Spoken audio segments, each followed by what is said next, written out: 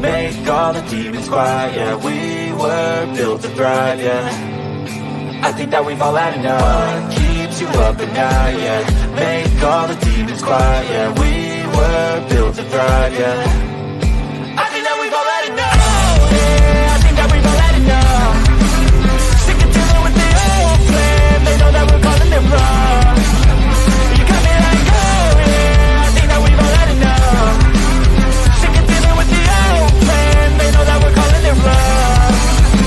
Hey, it's too late to try to go contain it. A generation fueled by creation. We live lives on a small screen nation. We control the airwaves, no negotiation.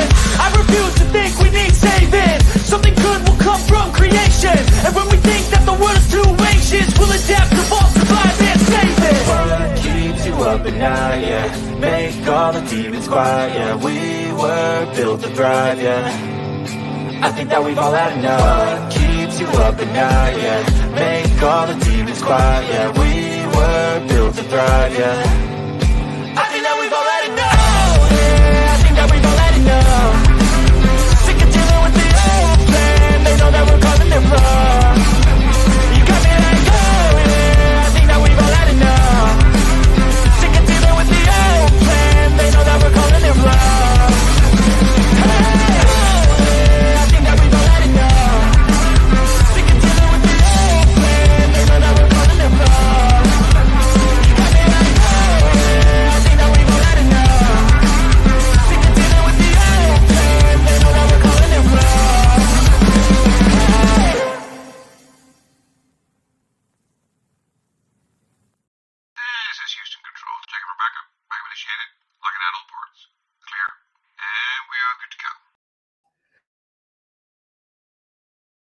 Thank you, Houston.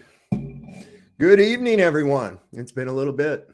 Coming to you from 250 miles above your imagination in the International Fake Station, doing all kinds of science, growing lettuce upside down, and all kinds of crazy shit. Don't forget to buy Aquanet, the official hairspray of NASA.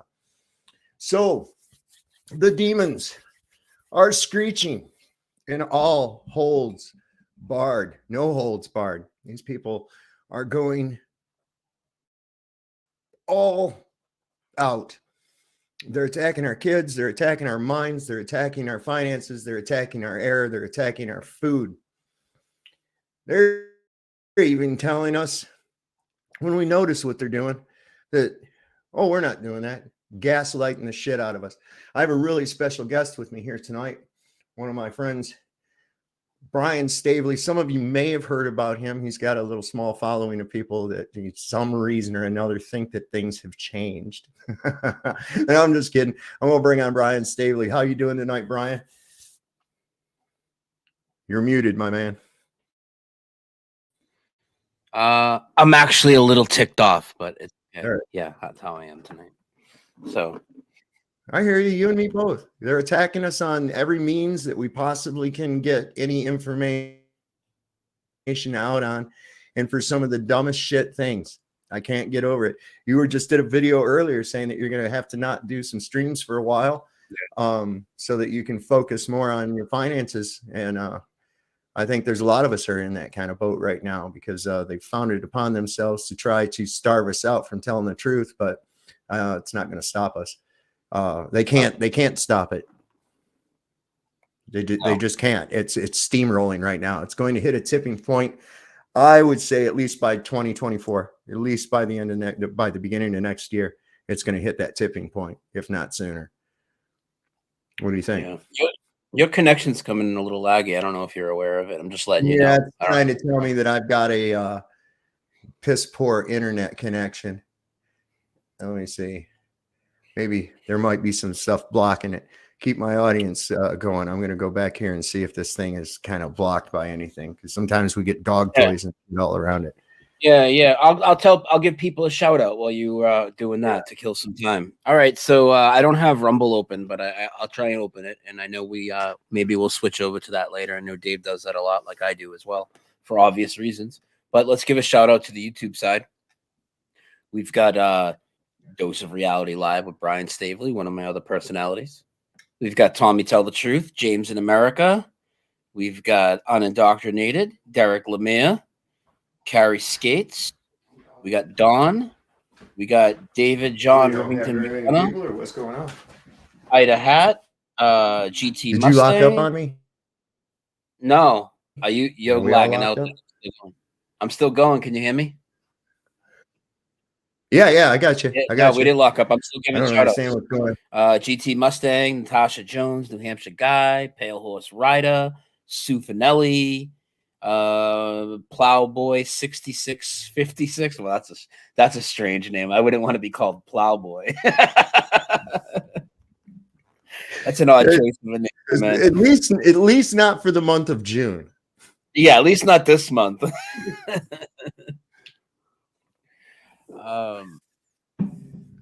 Yeah. Pale Horse Rider's in here tonight too. He's a really good guy. I don't know if you're familiar with Pale Horse Rider. He's a pretty cool dude. As I was telling Brian just before the show, I of course got banned on Facebook for posting a altered photograph, is what they said. And that's understandable, because there's no altered photographs on Facebook at all, are there?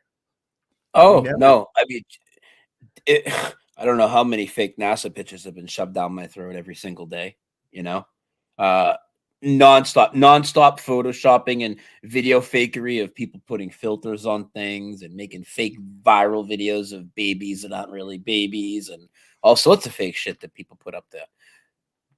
And no fact check on it.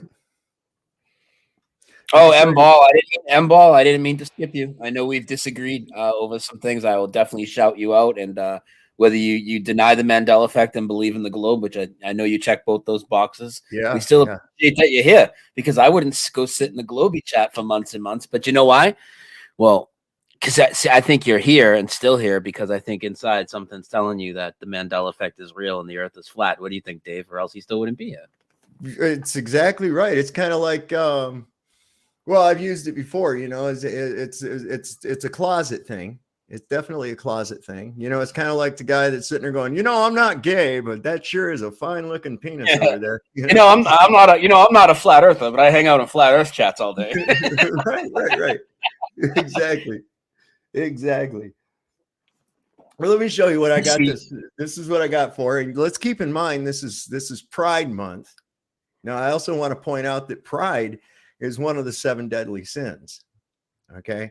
So I don't know why the fuck we're celebrating that, just because a couple of dudes want to cross swords or a couple of broads want to smack their fish biscuits together. Why is that something to be proud of? I don't know. But anyway, this is what I got in all the hot water for. And let's see. Fucking fish biscuits. Fucking disgusting. So this is it right here. And it was 1999 Pride Festival in New York City. I thought it was cool to be gay, especially this month. So I was kind of doing my part for the Ukraine, making them look a little bit better by showing their leader, doing his thing. But no, they said I couldn't have that. But then, back in New York, back in the 90s, when he had one Y in his last name and he used to fondle quite a few peanuts in the street. might not even be the same guy. Where's that other one? I put up another one that had Joe Biden full in drag. It's obviously an altered photograph and there's no fact check on it. So what's up with that? It's okay for one, but not the other. So then here's what's happening. Yeah. Go ahead. No, I mean, this guy Zelensky is obviously literally like such just an actor, and I think fact Literally. that he is just literally just an actor. It's like it's a little extra sensitive for you to show something like that because you're just showing another one of his roles, and Well, it has there it nothing. is. That's what I'm saying. And whether actor, and if he is really like that, that's very brave and stunning. You know what I'm saying? I mean, if that was really him, I say that was very brave and stunning. And may I even go as far as to say remarkable. So, that's kind of something to say. But what they've been doing now is I keep getting bans without doing anything, right? So I had a 24-hour ban lifted at 3:00 today. I posted this video of this girl and her dog, and she was acting like she was begging for treats. And so the girl gave her the treat, and the dog didn't get one. And then when the girl started to give the daughter another treat like that, the dog reached up, pulled her ponytail, and pulled the girl away and got in her spot. I mean, that's all it was, just a cute little video. Next thing I go to post something else, I say, so you cannot post for 24 hours. I'm like, what? Now that's twice they've done that in 2 days. Yeah. And usually there's something in your little bell and your notification up there that tells you, that says, hey, you fucked up and showed something true, so we're going to ban you. And I didn't even get that, man.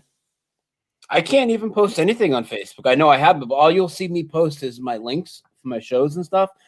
Anytime I make a post where I actually type something out, I just get banned every time, dude. If I comment on somebody's post, I get banned every time, dude, because I can't hold back, and I just say what's on my mind. And it's not like I'm sitting there cussing people out or anything. It's just like calling out some big shit, and then boom, done, down for a month. So I don't even bother now, because I do like to be able to stream my shows there as well. I don't really interact with the Facebook people much. When I make a post about something, if it's like, me typing something out, not just show links, I usually post it and just walk away and let the dumpster fire go on in the comments, and I don't even get back involved. Yeah. I just go back and read them. But it's funny at the stuff that they do let go through, and this brings me to what I was finding here the other day. So we had this whistleblower come out from the Pentagon, right? Now this is funny as shit, because here's what they're doing, right? This is how you know when something's true.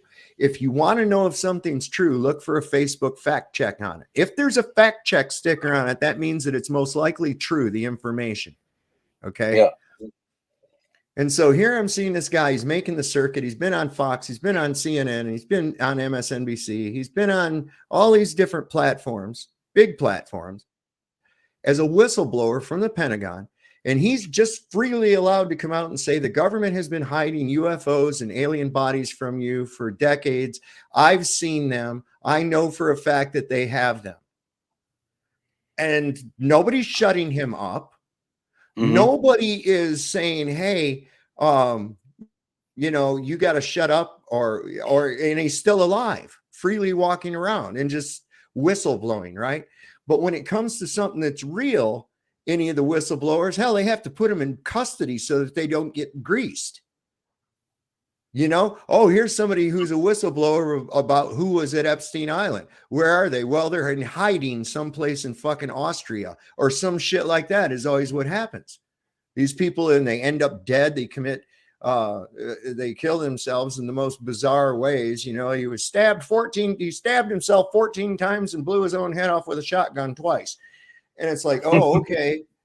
Yeah, right. But this guy can just come out and say this bullshit and nobody's trying to stop him at all. Why? Well, let's take a look at what's been going on, right? Oh my God, the Hunter laptop comes out. Oh my God, there's evidence and proof that Biden was taking bribes, whatever the show is. But then it's like, hey, don't look at that shit. Look, we got aliens. And I mean, they're carrying it to such a point now. I think they're actually going to launch the blue beam thing. I really do. Because just, was it last night or night before last, there was some people in Nevada heard a loud noise. I'm sure you might have heard about this already. They heard it. Yeah. Okay, I got the short video on it where the cops show up. The cops had it on the video on their dash cam of something coming out of the sky. And all this other, and these people saying, yeah, there's these creatures in our yard. They're 10 foot tall with these great big eyes and all this other. Okay, so really, all of a sudden, this is just happening. Nobody's trying to cover it up or anything. They're just going to let it right out on the 6 o'clock news, you know. Mm-hmm. You know, at the level of censorship that we're under, if you hear something like that, you know it's a farce. You know that there's some bullshit. Of course it is, Dave. Everything because they would be doing everything they could to keep the public from knowing this stuff. Everything they put on that screen is a farce, dude. Can you hear me? Are we still lagging? Can you hear me? Hello? Can you hear me? Is that him or is it me? You can't hear me, can you? Okay, you're back now. Oh, man. Yeah, I've been trying to talk this whole time. You had a little circle of despair. Go ahead. Start over. Can you hear me now? No, I was just saying, of course it's fake. If they put it on the news, it's absolutely fake and it's meant to manipulate you. And if it's not completely fake, whatever they're throwing out there, they're covering something that has to be covered, but they're misdirecting you. This is just completely fake. Yep. And so it goes like that with the gaslighting. It's like that with the flat earth. One of the things I've noticed with that is I have these people, oh, well, let's look at this parallax and this, that, and the other, and this object over here and the other. And I'm like, look. We're just going to keep this real simple. Show me convexity. Prove convexity of 8 inches per mile squared. Then you're starting to have something. But along with that, you have to prove a gas pressure system inside of a vacuum without containment. Without those two things, all you have are the rantings of a lunatic. That's all you have. So I don't give a shit about, you know, what is up in your ceiling, what your lights look like, what the lights in the sky even look like. None of that's even important. The proof is in the convexity and proving a violation of the second law of thermodynamics. Outside of that, I could give a shit. The rest of it's all just stuff you've been told. So you come on and you start just regurgitating shit that someone else told you. Oh, what are stars? Oh, they're giant suns that are, you know, trillions and trillions of miles away, burning forever. And there's no reason they would ever think that or say that to you unless they were just regurgitating what they were told. Exactly. And even since they've been told that, they've never tested that. And how could you test that? Of course. But they just roll with it. And then they act. I love the argument. I don't love it. I hate it. I think it's ridiculous. But I love how when they say, well, you know, flat earthers they can't all agree on everything. So therefore, like, the earth has to be a globe. You guys only agree on everything because you're a bunch of fucking cowards that's afraid to look at anything in any other way. Of course, you're going to agree on everything because you trust the system. I mean, it's not like you're going to say, I think the earth's a globe, but I disagree with what science says about gravity or any of that. You're not going to ever go there. So you have no courage. That's what they don't understand. Yeah, that's what they don't understand, Brian, is that they do disagree with each other. You got a segment that believes in the mass attracting mass, and then you've got this other segment that thinks it's time space being bent, both of which are ridiculous ideas. They're both just incredibly ridiculous. Well, I mean, totally. And just the I guess you could call the simpler one of the two. They're both convoluted and ridiculous, but the simpler one of the two, mass attracting mass. I mean, dude, it's just like, well, why don't we see that anywhere ever? It only happens on a scale that we can't test, right? How convenient. Right. I'm into taking something and scaling it down a little bit. If that were true, the largest piece of furniture in my house would attract almost all of the dust. Yep. But it doesn't. I don't see pebbles sticking to wrecking balls. And by the way, I don't see those wrecking balls swinging like a pendulum either. Just saying. I mean, I'm just saying. A lot of people don't realize that Einstein even said himself, I mean, if you put any salt into Einstein at all, but he actually said that Foucault's pendulum was not any proof of Earth's rotation. Yeah. So you know, these people say, oh, look at this pendulum. And you see cranes sitting at rest at construction sites. Why aren't there fucking pendulum? Why aren't they start swinging? Why don't they start swinging with the rotation of the earth and shit? Right? Come on. Yep. Yep. So that's one of the things. And it's like, and when you come into like where we get into your field, and it's gradually becoming more and more of my field as well, is this Mandela effect. I think we need to come up with a better term for it because Yeah, we've all been saying that for years, but the same thing yeah, with the flat Earth. It's like now. What are you gonna do? Everybody is get all their videos labeled that and knows to search it by that, and it's like you still have to right. dabble in with the name. It's like if you want people, even if we were to change the name, right? What do? We like to get people to not go down different disinformation rabbit trails when it comes to any of these topics, Right. right? And if we don't put Mandela effect in the title, those types of people are never gonna find our videos. You know, that's the only thing that sucks. I hate the word. I hate the term. I hate the fact that it's not only named after one particular Mandela effect. It's not like it's named after fucking Mr. Rogers or Mirror Mirror. It's named after one that people are very split on at best, even among the highly Mandela affected and they know it community. You know, it's not like an Ed McMahon. Like the McMahon effect would be much better, and we've talked about that before. You The know, Mr. Rogers effect. Yeah. I mean, But I think the Mandela effect, and I know there's still some people that do remember him passing, but man, that whole thing is it doesn't resonate with me. It's fishy as fuck that they always mention it with Fiona Broom right out the gate and CERN and everything else. yeah. And even if, because there's a possibility other things could have happened too. What if it was a fake Mandela effect? And what if they really did air some bullshit footage real quick of his alleged funeral, even though he wasn't dead? Or what if they swapped the guy out in prison and released a different guy? I don't know. There's a lot of things that could have happened where I don't like to I stay away from that one, especially where it doesn't resonate with me. I don't want to tell people it's not a change. I know some people in this community definitely remember that strong, but I'm suspect of the whole Nelson Mandela having anything to do with this. Well, I can honestly say that I remembered Nelson Mandela and his struggle against apartheid in South Africa. I was a young man, and they were it was the gold Krugerrands, right, which was money. It had the President Kruger on it, who was, you know, a big proponent of apartheid. And we were so against it in this country, well, we were supposed to, our propaganda, that it was actually illegal to even own those. They would throw you in prison if you owned Krugerrands. And so then when he died, I remembered Winnie Mandela, his wife, she picked up the torch, literally. And so you do remember it then? I do remember him dying both times. I remember him dying both times because the second time, I remember the state funeral was on television. And I came in, I'd been outside doing something, and I came in and I looked at the TV and I was like, what's this? And it said, it's, you know, down on little Chiron, you know, Nelson Mandela's funeral, and it had his birth date and death date and everything. I was like, what? He died in prison. Hey, you know, there's also the possibility that I took a fucking update, you know, and, you know, I mean, we're not immune to that shit.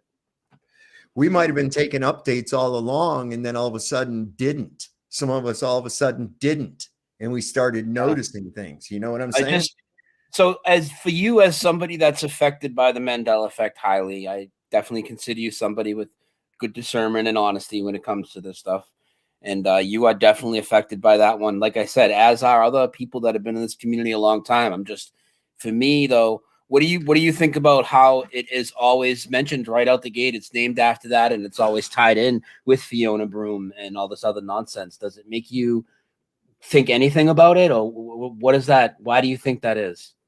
I think that the reason that they immediately associate and bring in a gatekeeper, just like with any of these other things, they'll either bring in like Alex Jones or they bring in David Icke. These people actually got me on the path, but when I found out that they were going the wrong way, I got off on the right exits. You know what I'm saying? And I think that what happened was this was noticed. And it was like, oh shit, this can't be getting out. We need to control this. We need to control this. Enters Fiona Broom. Okay. Yeah. So there you go. That's what I think is going on. The same thing is with the rest of this shit when they start to grab it and co-opt it right away. Yeah. Control the opposition.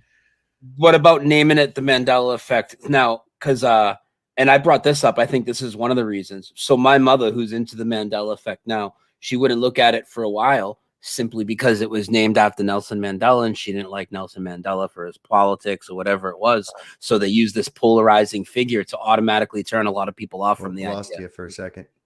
Fuck. Can you hear me now? Yeah, I lost you for a second, Brian. Damn it. Can you hear me now? Yeah, I can hear you now. I said, like, my mother, for instance, she is really into the Mandela effect now, but she wouldn't look at it for a long time based off the simple fact that she thought it had to do with Nelson Mandela, and she didn't like Nelson Mandela. He's a polarizing guy. So by naming it Nelson Mandela, you could see how it would turn many people away. Whereas if you named it Ed McMahon, McMahon effect, who's going to really get turned away by that? But you're naming it a political leader of a country and the whole story with the guy. So it's like half of the people instantly are going to be like, well, fuck that. I think that maybe because that was one of the first known ones, but there were probably others that I think you might be onto something, that because of the divisiveness of that name would definitely automatically turn people. Oh no, like your mom, your mom's going, oh, that Nelson Mandela, I hate that son of a bitch. I'm not looking into nothing that has to do with him. You're going to have a certain percentage of people are going to do that. They know that. That's exactly why they gatekeep it. You might be onto something with that. It also was one that most people were able to start talking about because we had more information sharing happening than we did in previous years. Like I said, this might have been happening for a long time. And somebody say, hey, no, isn't that like that?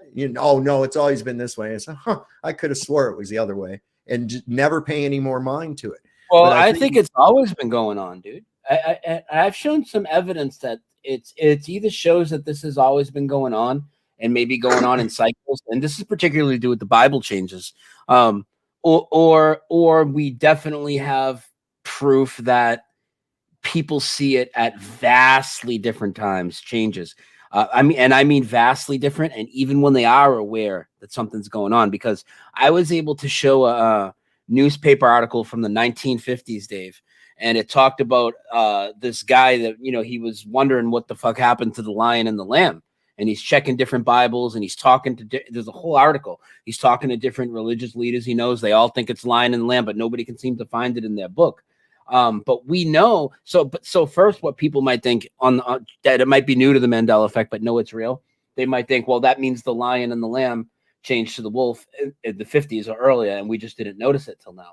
Well, no, there's a million reasons that's wrong. Many people were brought up after the 50s, remembered in their Bible. But on top of that, we saw the lion and lamb incrementally change in front of many of us. So the fact that these people saw the wolf, were looking for the lion, couldn't find it, means it already changed for them 50, 60 years before it incrementally changed people here.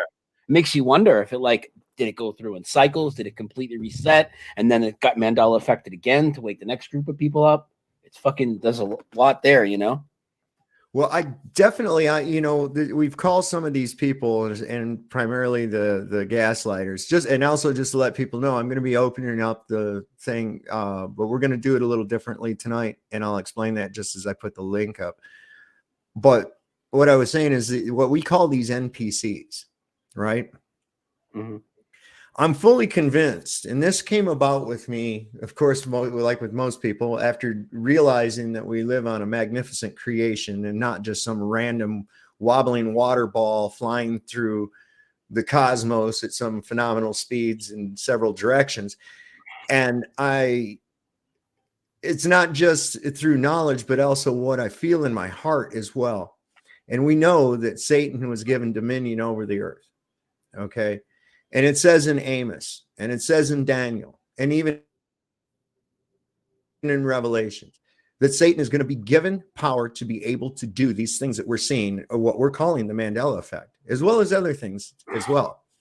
That he's going to be allowed to do all this stuff right before the end, or if you wish to call it the beginning. And I believe that there are a certain number of NPCs, Agent Smiths, potential Agent Smiths, whatever you want to call them, that are actually in league, and some of them may not even know it, with this power and principality we know as the darkness, the satanic darkness. Yeah. And as it says in scripture, we fight not against flesh and blood, but against powers and principalities. And, you know, because it comes right down to it, there's certain people that once you've received all this information and all of this proof and you still vehemently go the other way, I'm very suspect of a mind like that.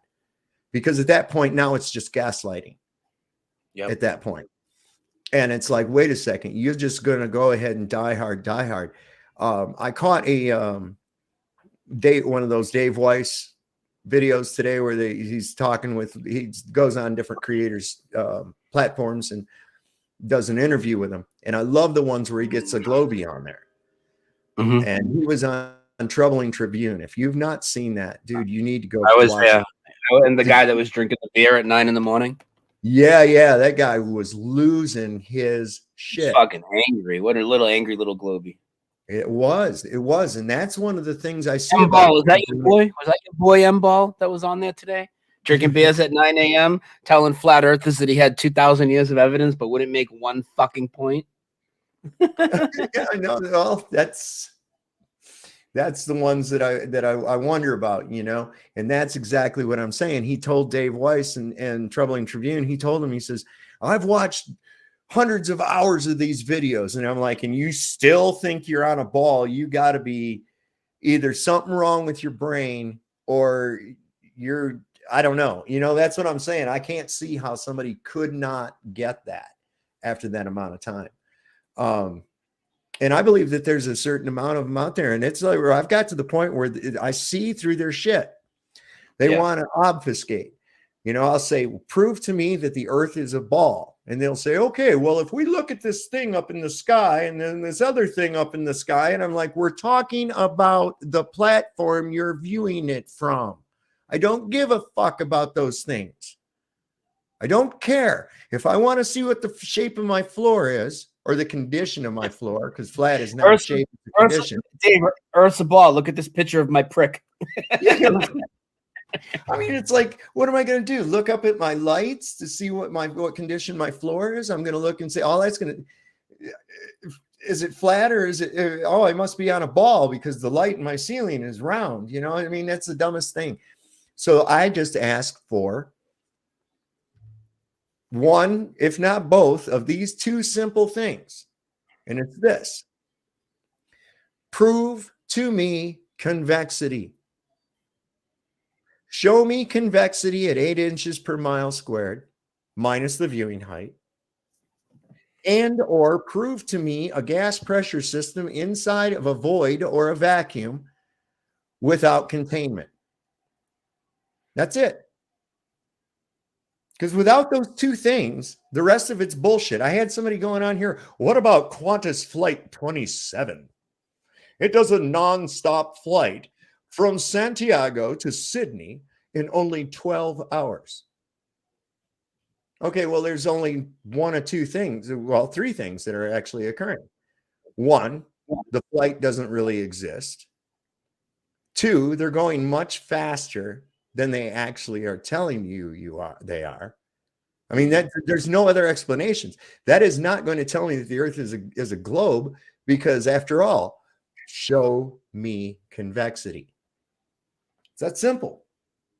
So I don't know what the deal is with Qantas Flight 27. I don't even know if it really actually exists. So I don't know. Well, one of the first things when I started looking at this, like I said, there was no, there weren't any content creators out there really, other than Matt Powerland was out there in 2014. His stuff I hadn't come across yet, though. And it wasn't that concise anyways. He good video, photo painting, and he had one really good 2-part documentary I thought was pretty interesting. But he wasn't like, laying out the clues or the 200 proofs like, these guys were or anything like that and making it clear. But before people started throwing around the term, and people have been flat earthers for a long time. I had a guy on my show in 2014 who had been a flat earther since 2004. But one of the first things that kind of, like I said, at this point, I already knew the moon landing was fake. I knew satellites were fake. I knew the ISS was fake. Then I started seeing videos to do with the flights, and most specifically the issues with the GPS in the Southern Hemisphere. And then we can add on to that later on, the flight route, which I looked at shortly after.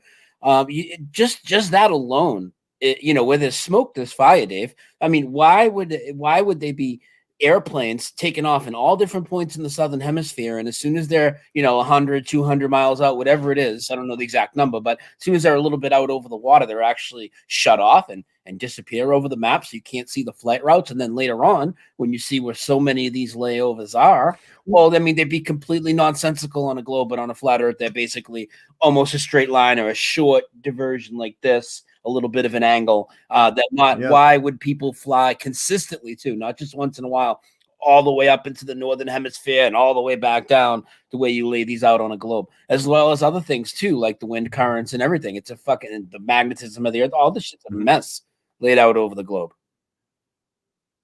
Yeah, it is absolutely. And this is what I'm very comfortable in saying it this way, is that the globe Earth is scientifically impossible. It's a fucking joke, dude. There's no way out of that. I don't give a shit what kind of mathematics you do. Mathematics is not proof of nothing. And it's a joke. I really do like to get away from where people like, there's a lot of name calling, and you call people globe tards and flat tards and all that. And to me, at this point, that really does come across as very immature, especially if we're aiming it at people that believe what we once believed.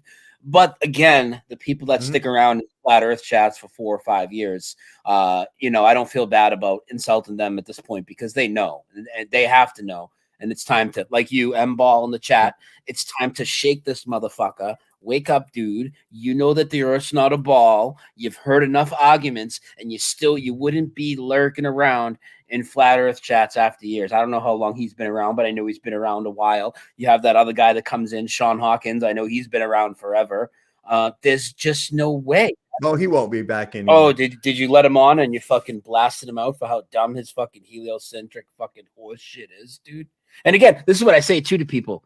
It's like, I know that we probably can speak to animals, but I can't speak English to an animal, right? And just get him to talk back to me in something I can understand. But if I could, you can guarantee, just like when I lock 100 people in a fucking grocery store and ask them what the queen said in the mirror, they're all going to say mirror, mirror. Well, when I lock 100 fucking animals in a zoo and I ask them, hey, do you think that the Earth's a ball? They're all going to point at me and laugh and say, what the fuck are you talking about? Are you on drugs, man? What do you mean the Earth's a ball? The Earth's spinning.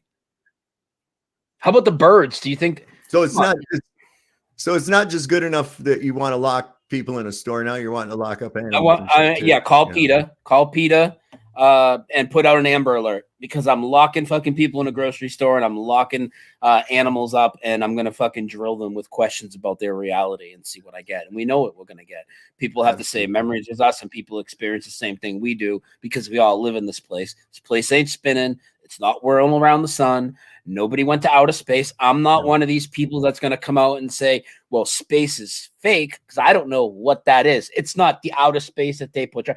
There's something up there with lights and darkness and all that. I'm not saying that that's fake, but I will agree with Dave that there is some sort of barrier of some sort that's separating us from that alleged near vacuum space, or else we wouldn't have an atmosphere. And I will say space travel is completely fake. Man has never been to space. Okay.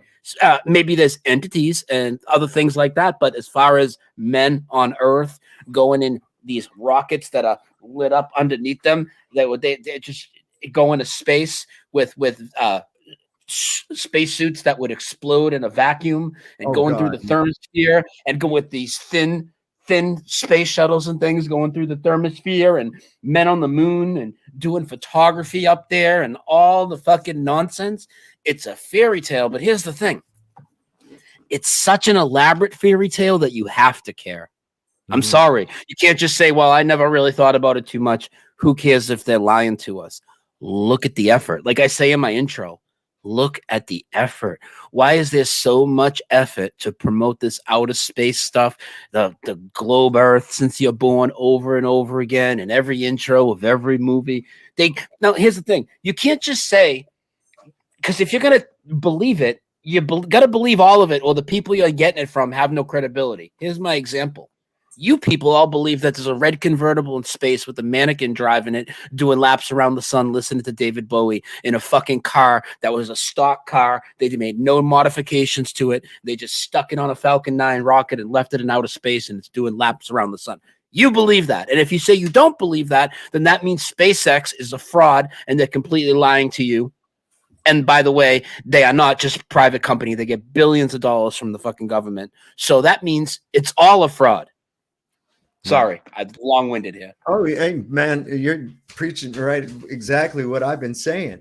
And you know, it's what a great cover. And I have to admit, I was, you know, Elon Musk, he takes over Twitter, right? Next thing you know, man, I'm finding stuff on Twitter like we used to find on YouTube, man. And like we used to find on Facebook before the blue-haired communists got all squealing, right? So do you think that's like a backdoor move to try and make truthers buy back into him a little bit and trust him? And you're not the only one to say this, by the way. And another person I know who has really good discernment like yourself, one of my best friends in the whole world, Karen B., has said the exact same thing about Twitter. And she feels the same way about Elon and space and everything as we do. Obviously, she has said the exact same things about Twitter and how you can actually find stuff on there that you can't believe she's finding now. And she's not saying that he's a hero or anything, and neither am I. What's your take on why that is? Well, you know what? Yeah, go ahead. There's a couple ways that could go, because you got to understand that these people are all so duplicitous, and the stuff I'm seeing got out on Twitter that would normally have gotten people banned forever in the last couple of years. And the fact that is he purposely making his SpaceX shit look that fake? Like he's playing along with the system, but also waking people up. I don't buy that he's waking. Or I don't buy that he's. Or is he just playing everybody? He's playing. You know? He's playing because I mean, come on, the car in space. I mean, anybody that bought the car that actually believed the Roadster orbiting the Earth, you know, just stop. Don't even worry about if Earth is a globe or flat. Just it might as well be a fucking marshmallow if you're that stupid. I don't think there's any bit of him that's like doing this. I don't think Elon's a white hat. We'll put it that way. Okay. Not in one bit. He's a guy that's been meant to play this role the entire time. Yeah. And I'm wondering, is he acting like he's playing the role? Because I mean, surely to God, you really didn't think people were going to believe that. Surely they do believe it. What do you mean? They believe it, dude. No. Ask him all. You got a Globey in the chat. Ask the fucking Globey in the chat right now if he thinks there's a red car in space, man. Of course he believes it. Oh no. He has to believe it. Come on. He has to believe it. Wow. He probably thinks there were 19 hijackers on that day in September, which I'll be easy on here because I know it's still on YouTube. But he probably believes that story too. Fireproof passports, the fucking whole thing, dude. Second shooter, and it's just oh god. I know. Let's keep hammering on this flat Earth stuff for a little bit, but let me fill my coffee, okay? Continue, and I'm listening. So yeah, the thing is I'm thinking like, you know, okay, and so if he does actually think people are that stupid, then I'm trying to figure out what's his aim in the Twitter sphere of allowing everybody to just go ahead and say what they want. And on a nefarious aspect for that, I would say, well, it'd be pretty nice to be able to gather up a list of all the dissidents, you know, but hell, we already know they got that. So I don't see that as real plausible reason either. I don't know. It's kind of a mystery. I'm waiting for the other shoe to drop and see where this takes us. I'm never one to just glom on and say, hey, this guy's awesome, or this, especially if I've never actually talked to them. I've never met them, you know. I've been heavily disappointed several times that way. And now it's almost like I have this ability to see demons in people. It's without even talking to them. It's like I can see it in their eyes. I don't understand what it is. It's and I have to pretend like I don't see it a lot, Shortly after I started my channel, and I just got to use the restroom, but I want to get this in real quick before I forget. Shortly after I started my channel, I did a list of series called Agents Against Humanity. And you bet your ass Elon Musk is on there. And I am not backpedaling on any of that. I think he's a total puppet. And again, we'll stay on the flat Earth stuff for a while. But when we do get to like the Mandela effect and stuff too, he's one of the gatekeepers for that too, with the misdirection. In my opinion, I could be wrong.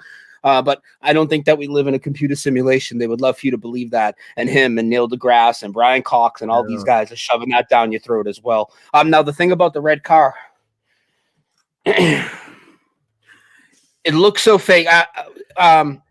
Before it looks so fake, it must be real. He said, I think it's ridiculous and impossible. It looks so fake. It must be real. This is deep programming. So the whole purpose where they made it look so fake might have just been for the reason to make it look so fake, and then him come and say that line to you, and then it's more cemented in your head, just like with 9/11 and everything, when they're like, it's just like a movie. It's just like a movie. When you see stuff that looks like a movie, you correlate that with reality. And that whole car in space could just be part of that mind programming on a deeper level. Well, when he first did that with his car up in space thing, and it happened to be that little roadster, and it was a convertible, had an astronaut behind the driver's seat there.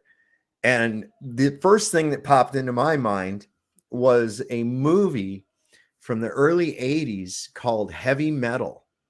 And it was an animated cartoon. It was a cartoon, but it was really quite bizarre. It was meant for heads. Okay. And there was this one part where there was a guy that the space shuttle's coming along, and it opens up its bay doors, and out of it comes a red sports car convertible with an astronaut sitting behind the wheel. And this thing starts heading toward a planet. And then when it lands on the planet, it comes in and opens a parachute and then drops down on the planet and starts driving. And I was like, that dude tripped on mushrooms with Rogan and then thought, we're going to recreate the Heavy Metal movie, man. I mean, because that was right from the movie Heavy Metal. You ever seen it, Brian? Oh, well, I've seen the clip. I never saw the whole movie, but that clip is exactly what they modeled that SpaceX thing off of. I'm very familiar with the clip, but I never sat there and watched the entire movie. Yeah, because I remember, man, me and my friends, we went up to the theater and watched that movie about 5 times over the course of a weekend, smoking weed when I was in high school. He was like, man, that is the coolest movie ever, man. It was so weird, And, I was like, what are they doing? I mean, is that meant to parody that? I mean, the whole thing, none of it made sense to me. And I was sitting there with a friend of mine. I was living in California at the time, and I was looking at videos of that shit. And I was like, why are the tires not exploding? Do you realize? See, I have a lot of experience underwater. Okay. I've scuba dived, snorkeled, done a lot of shit underwater. And so I understand a lot about pressure dynamics, and it's the opposite. So as above, so below, right? Okay. So a friend of mine, he was drinking beer, and he left the fucking drain plug in the boat. He pulled it and didn't put it back in, and his boat sunk right out in the middle of our lake. So I went and got my scuba tank. We went out there. I went down with a tank of compressed air, took it down underwater with me, went down there to the bottom of the lake, and I took an inner tube that was completely deflated, and I tied a rope through the ring and then tied it to the bottom of the boat, did the same thing on the rear. I went over to it and I put the nozzle of that air tank up there, and I went, psh. That's all the air I put in it. Psh. Like that. Started to lift up off the bottom of the lake. And as it rose to the top of the lake, you know what happened to those inner tubes? They filled up. They filled up completely by the time it got to the surface, and kept going up faster and faster and faster because of it. It was dragging that boat right back up out of the water. So the exact opposite is going to happen in the vacuum of space. If I got a little bit of air in my suit and I go out into the -10 to the 17 torr of vacuum of space, I'm going to pop like a fucking Jiffy Pop, man. That's what's going to happen. You're not going to just sit there and float around on a string and wave at your friends. You're going to die. That's all there is to it. When they went to test the Glen Allen Research Facility vacuum chamber, this thing has like 10-foot thick walls, concrete and steel. It's the only vacuum chamber that they had at the time that could get close to a near vacuum. You never can get a near vacuum. And it had to have 10-foot thick walls with steel reinforcement. All right. So you'd think that they'd use that to test the spacesuits out with, right? Well, there's a problem. That vacuum chamber didn't open up until August of 1969. The Apollo 11 mission was in July of 1969. Yeah. So the first time they tried one of those suits with somebody in that thing, they didn't even get close to what it would be at the Kármán line. That's that little layer that right before you go poof and you're out into space and all weightless and shit. Yeah. And he passed out. He blacked out. They said, what is it? You know, the last thing he remembered was he tasted steak. He said he tasted steak, and that was because his tongue started cooking. You know, I've gone up in the mountains in the Sierras and build a little fire, going to heat some water, make some instant coffee, right? That water gets to boiling like a son of a bitch. You can stick your finger right in it. It ain't hot. Why? Because of the pressure. People don't understand pressure differentials. They don't understand anything about thermodynamics. So it's easy to run that crap on them. And then tell you that, oh, well, gravity is what holds the air to the earth. Come on, man. Get out of here. Can I address a comment? You certainly can. World news from around the world says, be very careful. Brian Staveley is on the list of the top 5 exaggerators. Whatever the fuck that means. I asked him to elaborate. Of course, there's a list of exaggerators. I guess I'm in the top 5 of exaggerating. Who has compiled this list and where is it? That's what I'd like to know. Or is this just some kind of fruitcake shit that he came up with on his own? He's got a little notepad next to his hot pockets and shit, and he writes down. I think he fancies my Johnson, and this is his way of flirting with me. It could be. It could be. It could be. It is that time of year. Yeah, that's right. We're supposed to. So if you're really like the cross the swords or smack them fish biscuits together, baby, wave your flag. Smacking them fish biscuits. World news around the world sounds kind of like a globy name of a channel, doesn't it? I mean, it doesn't say around the globe, but if it was a flat Earth, it'd probably say across the plane or around the. You know, I don't know. I think we got another globy in the chat. I think the globy's upset. Right. They're welcome. They're welcome. In fact, I want them to come up. I'm going to issue this out. If you have. Okay, so this is where I wanted to go before I put this link in there, and it's regarding the Mandela effect as well. Is that okay? So you got this outside of the guy that thinks we keep flipping back and forth to different Earths. That guy's a fucking bull smoker. Fuck Jose. So you got a lot of people. They think that there's something to do with time involved. Maybe. Oh, and Jose, if you're watching, come on the panel after. Go ahead. Absolutely. I'll have a short fuse for him, but I'll let him have it. But so a lot of people think there's time travel involved. Well, I'm going to address that. But a lot of people focus on CERN. And of course, CERN is the largest particle collider that they have on Earth. These things are all over the place, though. You see all that shit behind you in your background? Yeah, that's science. Now, for me, and I know some people disagree, but that's how I look at CERN as well. It's like the ISS on the ground for me. I could be wrong though. I don't think they're smashing particles or anything else like that. What I think it is actually more nefarious than that. I do know that area where they built that has been called by Druids and the ancients as a portal to the underworld. I don't think that was the cause of this Mandela effect, but I think that it started things in motion by opening the pit. and allowing these things to start happening as it says in the Bible. Just like didn't we just say earlier that we probably thought this has been going on a lot longer than that, though? Well, yeah, but that thing's been there 25, 30 years, man. We just talked about people searching for the lion and the lamb 60, 70 years ago, though, and there's I speculate this goes all the way back. I'm not saying it does not involve at all. I didn't know that people had gone back 60, 70 years on the lion and lamb thing. I just told you that. We just talked about that. I didn't know that's what you were. I didn't know it was that length of a time span, though. In the 1950s, no, 1950s, 1950s, searching for the lion and the lamb, only finding the wolf. But then, fast forward 50 years, then you have this whole community see the lion change incrementally to wolf. It's fucking wild. But I think that this has been going on a lot longer than CERN. But let's just say it hasn't, or it could still have accelerated it, or whatever, or maybe you're right, or maybe they had this technology, Dave, right? We knew about it publicly in 1960 or whatever the timeline says now, but maybe they had one of these colliders way back when, and it did do what you're saying. So continue. I just wanted to throw that timeline. Even all the way back to Jack Parson. Okay. Jack Parsons was using Jet Propulsion Laboratories as also a cover to do his satanic rituals that he did too. When he died, there was no body found. He's just gone. That's it.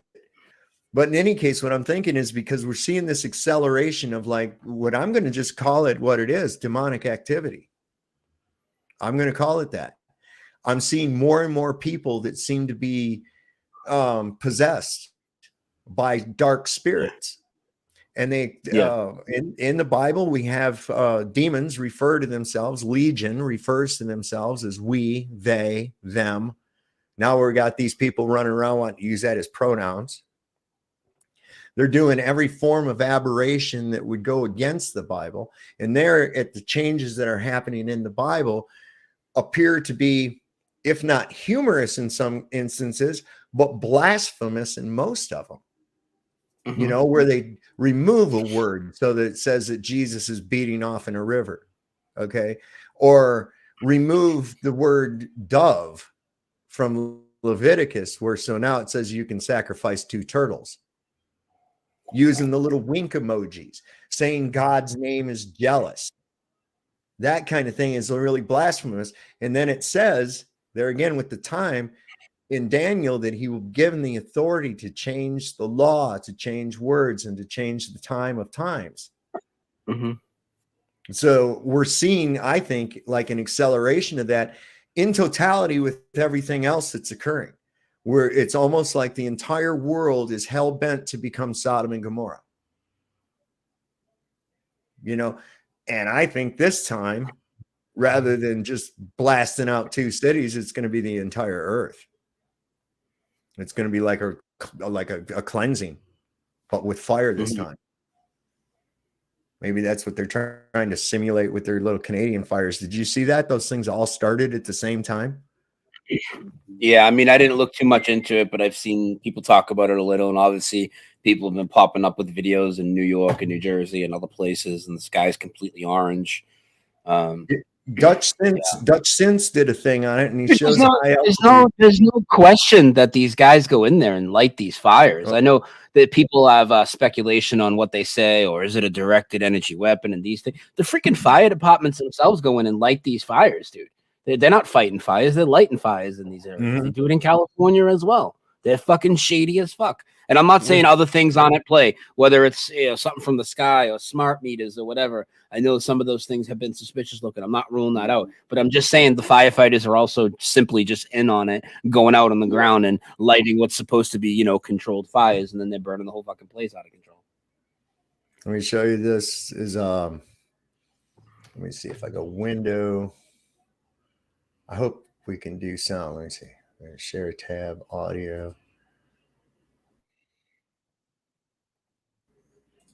I think this is a farmer in Canada.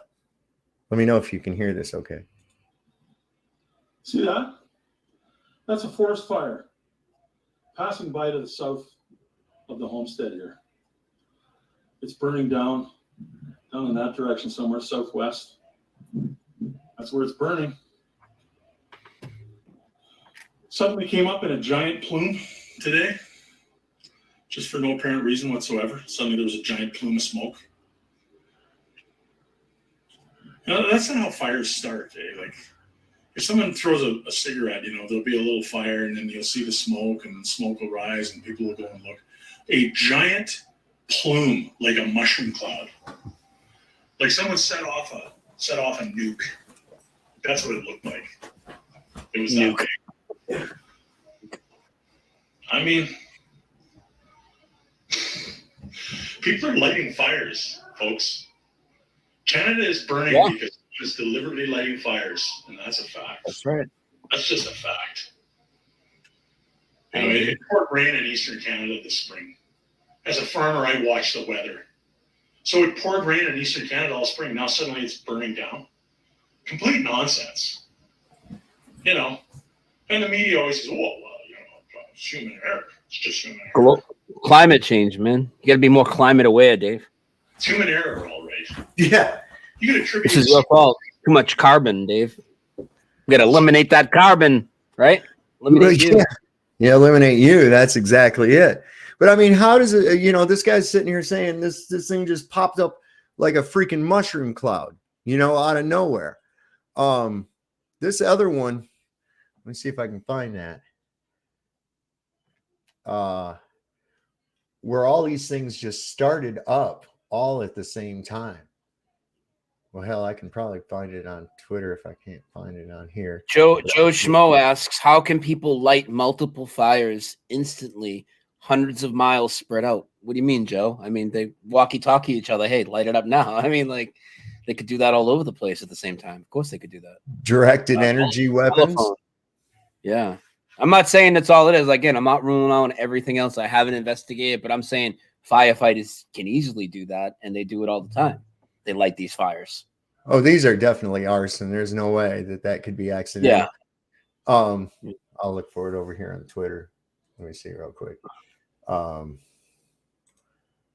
this was amazing. Hey, if Eratosthenes with his buddy and Saeed can prove thousands of miles apart that the Earth's a ball, the firefighters can contact each other in 2023 and light this bitch up, right? Your boy Eratosthenes, you guys used to go to high school together, remember, Dave? Yeah, I remember that guy, man. His faithful assistant Theses. They used to hang out with him. And since he's Greek, he used to hang out with our buddy Plowboy. Let me grab this up. Now, this is something interesting about Dutch Sense. I don't know if you know who Dutch Sense is, but he's got pretty much an earthquake guy. Yeah. Yep. All right, so he's fantastic at predicting these earthquakes, when and how big they're going to be, everything, man. The USGS hates his ass, right? And I was watching him one night. There was a series of quakes going on, and he just stopped in the middle and he says, "You know what?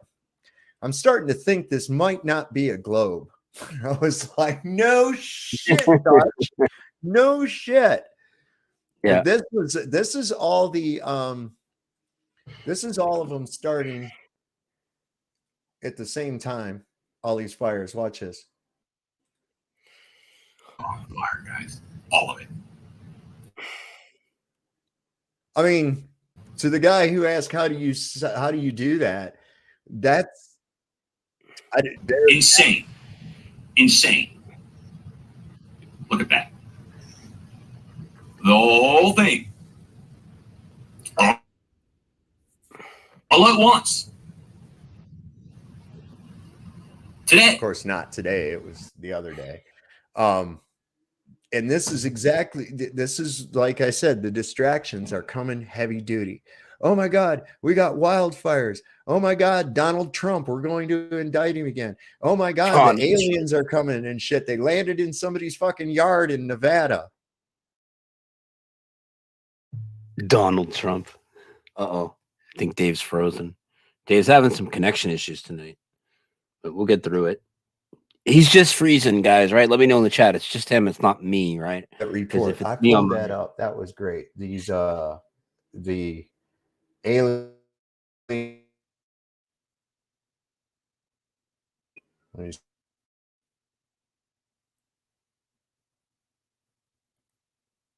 I'm completely losing you. Let's see, these are downloads.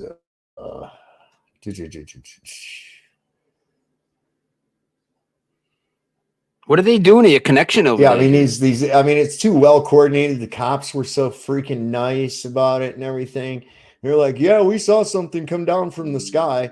You know, normally they would have really just rolled up on them and probably shot everybody because that's how they operate most of the time. Somebody calls the police and they show up and let's see, is this it? Yeah. Here it is.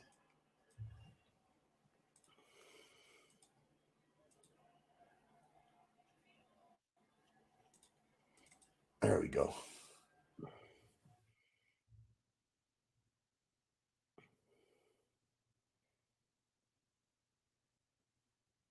Check them for drugs or nothing. When a Las Vegas Metro police officer's body cam catches this, something flashing low in the sky. 911 emergency. Minutes later, there's like an 8-foot person beside it, and another one beside it, and it has big eyes. They're looking at her, and it's over. Someone calls 911 reporting 2 large figures in their backyard.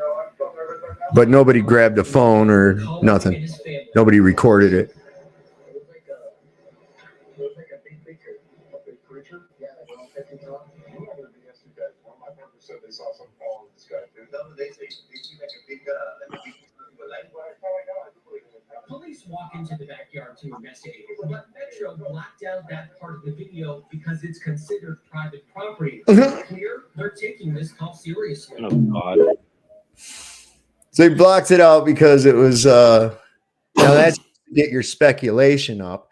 But this guy had all that time with these creatures out there in his yard. Supposedly some kind of a craft had landed and camouflaged itself.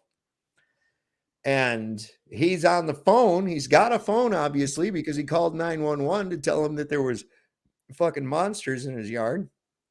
You didn't bother putting a camera on them and maybe get a short video or snap a couple pictures like normally anybody would freaking do? Nope, none of that. None of that. Hey, people don't need proof; they just need to hear the story that they want to hear, and they'll run with it. So you didn't hear me because you were lagging out a lot. Maybe you should shut your camera off for a little bit because you are definitely having internet issues, and it's not on my end. You know what I'm going to do? I'm going to restart my modem and let you carry this for a second. But before I do, All right, go ahead.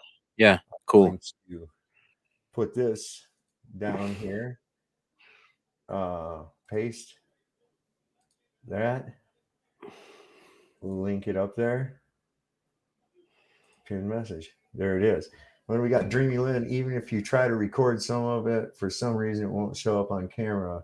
I took video of red orbs in the sky, and there were 9 I counted didn't show up on camera. I don't know. All right, Brian, carrying on for just a minute. I'm going to go ahead and restart the modem and see if I can't get through that way. Here's Dreamy to talk to you. All right. I don't know. Oh. All right, Brian, carrying on for just a minute. I'm going to go ahead and restart the modem and see if I can. Dreamy, you got to shut the YouTube off. All right. Oh, yes. All right, Brian, carrying on for just a boy. Sorry about that. It's okay. I usually do before I get in there. I was in a rush. Oh, it's okay. You were in a rush, and then Dave took off on us. Well, I knew he was leaving. That's why I was trying to bounce in right quick.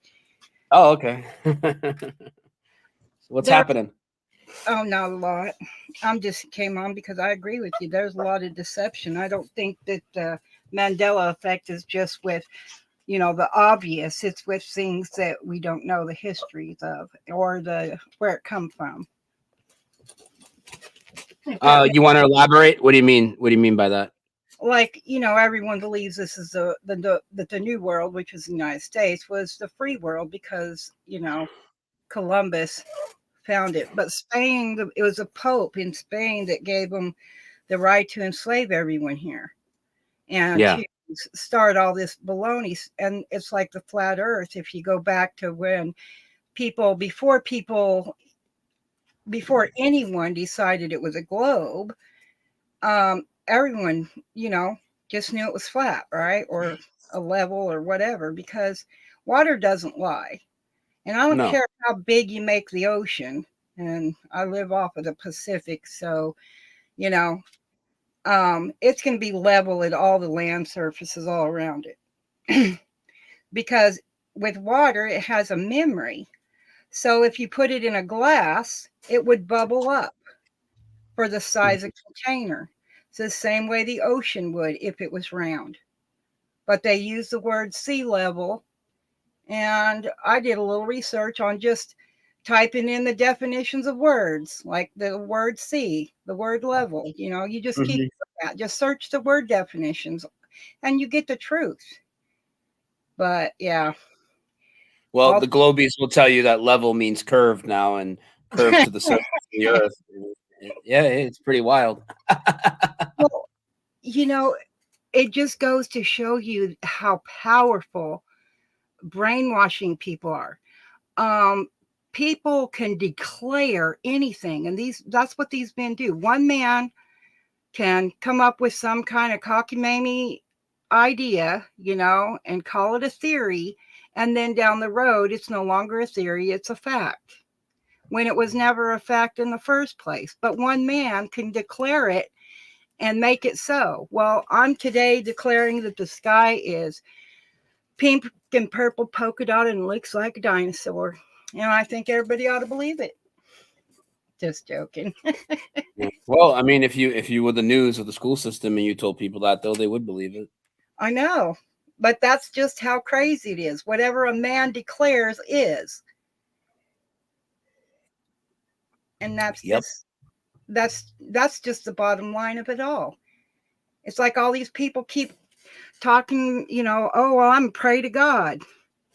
Well, do you even know who God is? Apparently not, because they haven't read the papal bulls.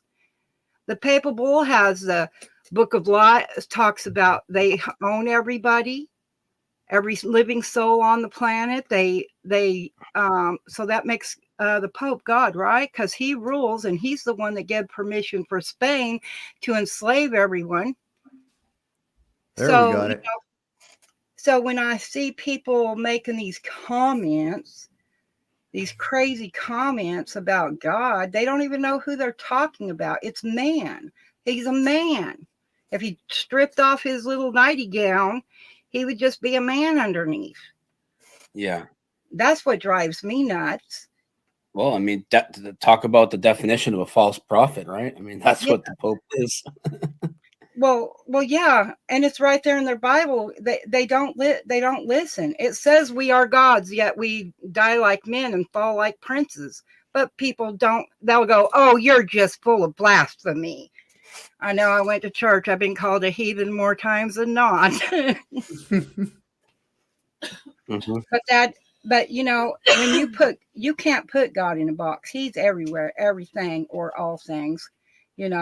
Look at just take the simple things like the flowers that grow in our yard, the trees, the grass. We can't create that.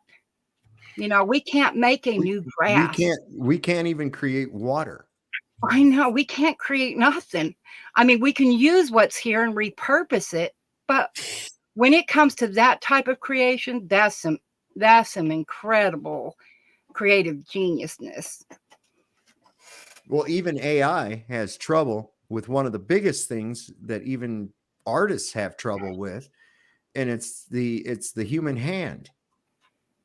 They screw up the AI screws up the hand. It's really hard. They've been working for years and years to get anything that's even close to working like the human hand does. They can get close, but they can't do it. The best program for that is mocap technology. That was what was used in making the movie Avatar. And what they do is they have these little dots that go on each little muscle, like your hand. They can put it on each part of the hand. So using mocap technology that they've used to make these movies, they can also use that to create a bodysuit that helps paraplegics, quadriplegics, and people like that to walk again, because what they do is they retrain those nerves that were damaged. And then over time, those people can walk again. And yet they don't offer this to all those people when they should. It's because that program's so expensive. But the thing is, if they offered it, look at how many people would be healed by that. Just retraining the body. It's like a stroke. If you damage a part of the brain, it can be fixed. My short-term memory sucks, and I have to read something 1,000 times just to get it reprogrammed into my brain. But I'm willing to do it because one of the best parts of me was my memory. I had a autographic memory, so I want it back, and now I fight for it daily. So while we're on that topic of memory, what would you say is the biggest Mandela effect that you have personally experienced?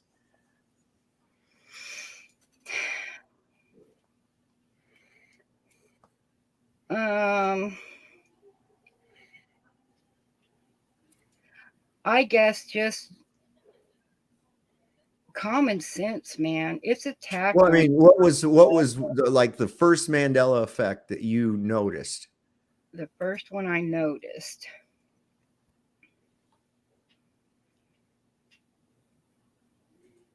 Oh, geez. I think they were biblical ones because I know the Bible. I've read it a lot. And I think, the most were the biblical ones, especially the Lion and the Lamb. That one really stands out to be one of the most, I think, as far as in your face. Yeah, most blatant and obviously a strong message, right? I mean, God. Right. And there's so many pictures out there, so even if you change words in one book or this and that, you still have all those paintings and all those prints out there. Yep. And there's no variation, if I lock 100 people in a grocery store and ask them Isaiah 11:6, or if they don't know by chapter and verse, I say, what animal lies with the lamb? Well, I'm going to tell you, damn near 100, if not 100%. They're all going to say lion. Where's all the wolf people at? That should at least be the majority if we're misremembering. And also, if we're misremembering, there's plenty of other animals in the Bible. Where's the variation in the misremembered answers? And the wolves in sheep's clothing. Of course. That was different than the lion and the lamb. But it is, the wolf is mentioned, but we have a lot of animals mentioned in the Bible.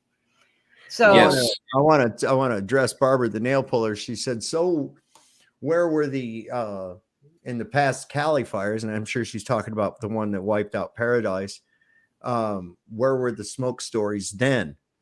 I had just come through Paradise about an hour before it was devastated. There hadn't been no fire through it yet. I had just come through. I was on my way back south.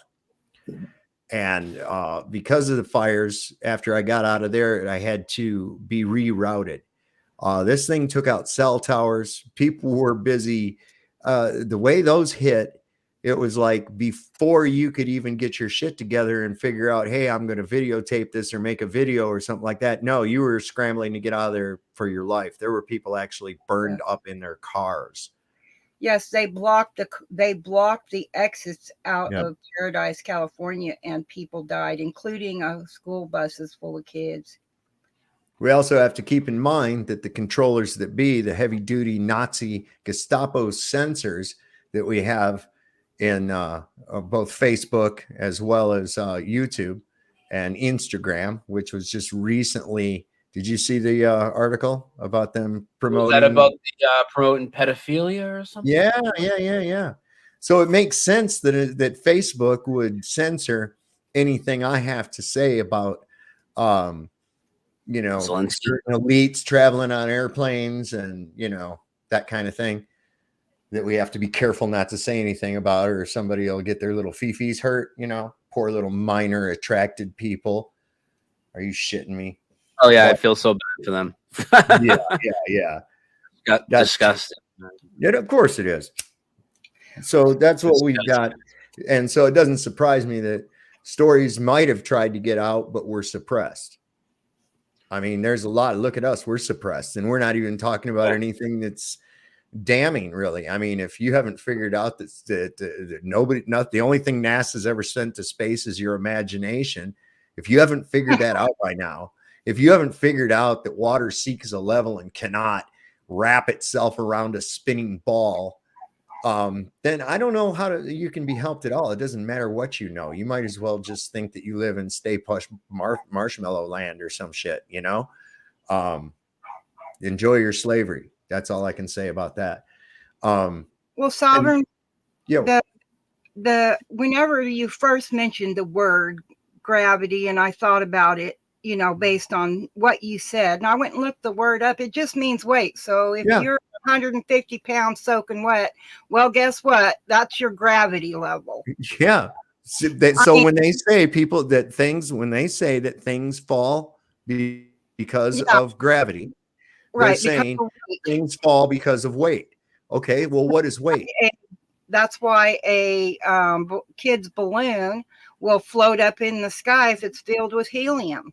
Right. Because well, it counters what is that. weight? Weight is the density factor within a given medium, because you have a higher density factor in the air than you do in the water, and even less the denser the material is. You've heard about people that go to the Great Salt Lake and you float higher in the water. Well, of course. So that water is more dense than your bathtub water, you know. Right. And if you drop your paperweight, it's because it's a weight. It's paper gravity. So gravity has nothing to do with damn it. Mass attracting mass, being attracted to the core of the earth. Magnetism. So gravity has nothing to do with magnetism or any of this other kind of stuff.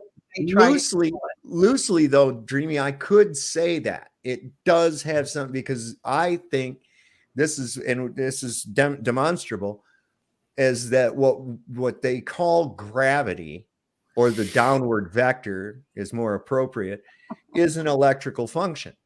And as we all know, electricity and magnetism are brother and sister.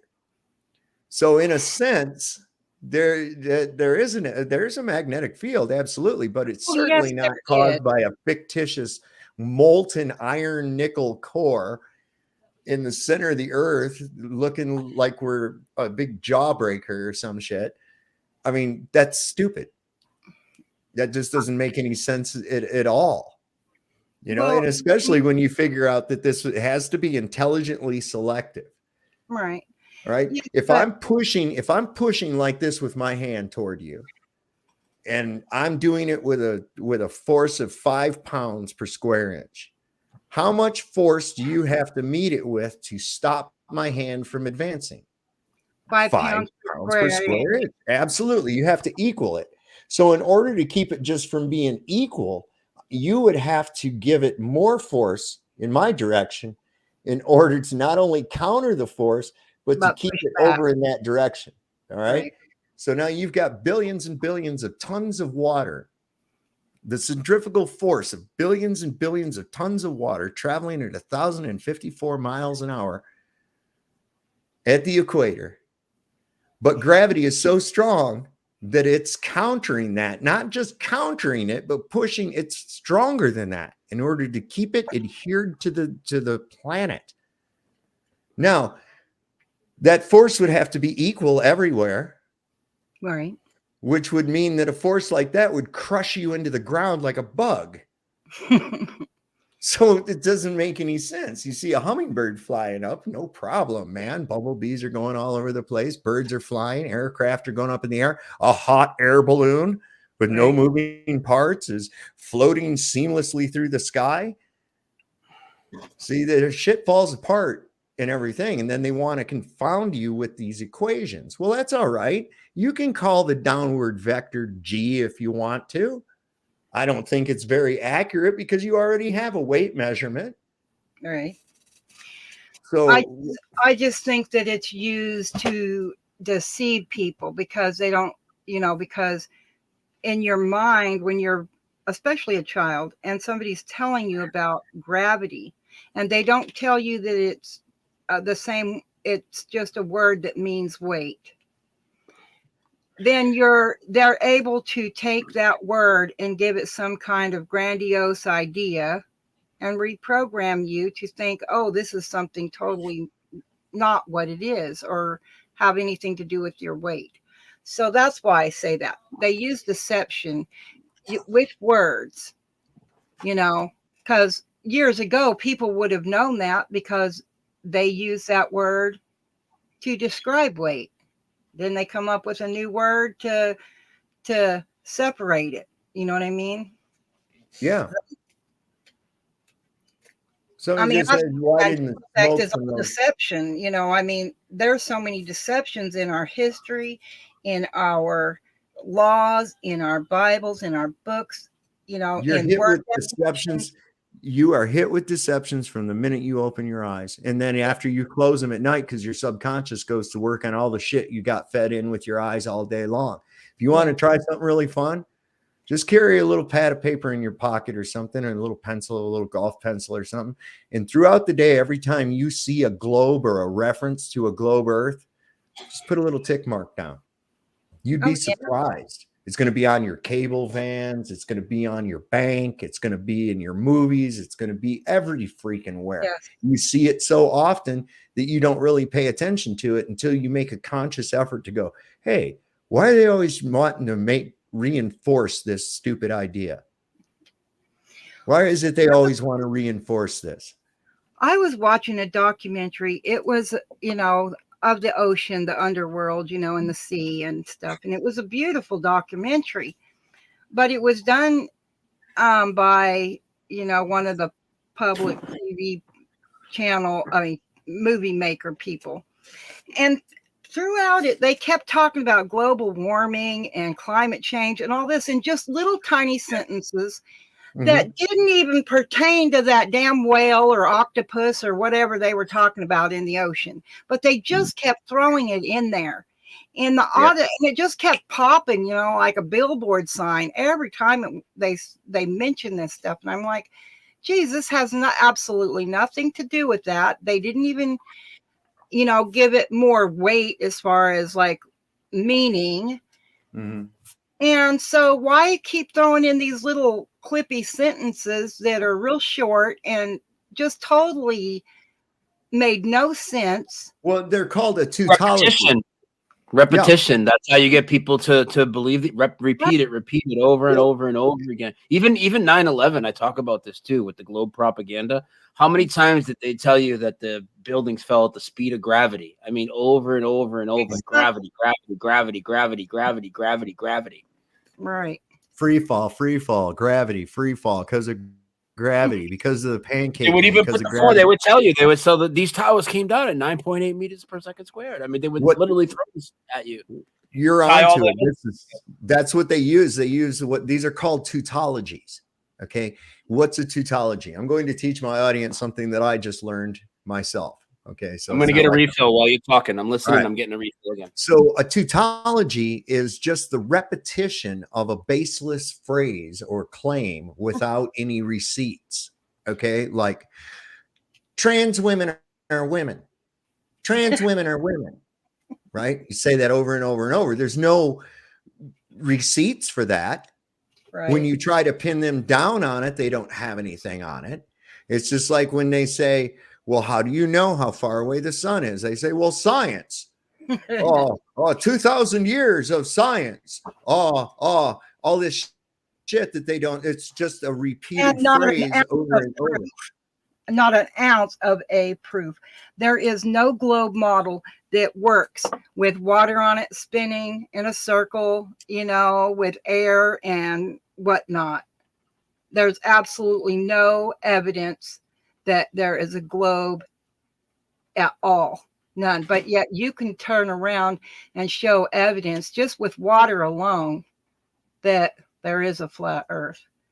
And something I read that was written way, it was an old article of some sort, and I was reading it, and it said that there is a mountain range that circles around, the waters. That's what it said. It circled around the waters, so they couldn't go no further. This guy had sailed his ship for miles and miles and miles, and no ending to it. I think you're talking about Captain Cook. They supposedly said he went like 60,000 miles around the circumference, and it took him like however long because it was so much longer than 3 he years. assumed. I might be wrong, but I think you're telling the Captain Cook story. Okay. 3 years and just know the article I read. 67. I think it was 67,000 miles in 3 years. Yeah. And they never found a way through. Like that. Right.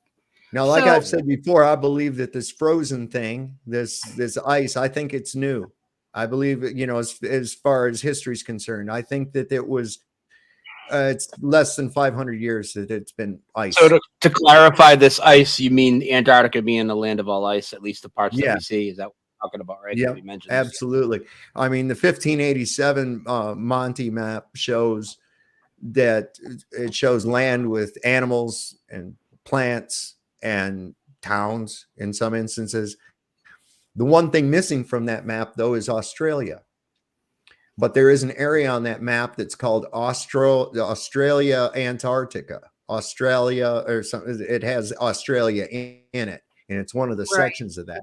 And it seems to be very large and encroaching into the circle, so to speak.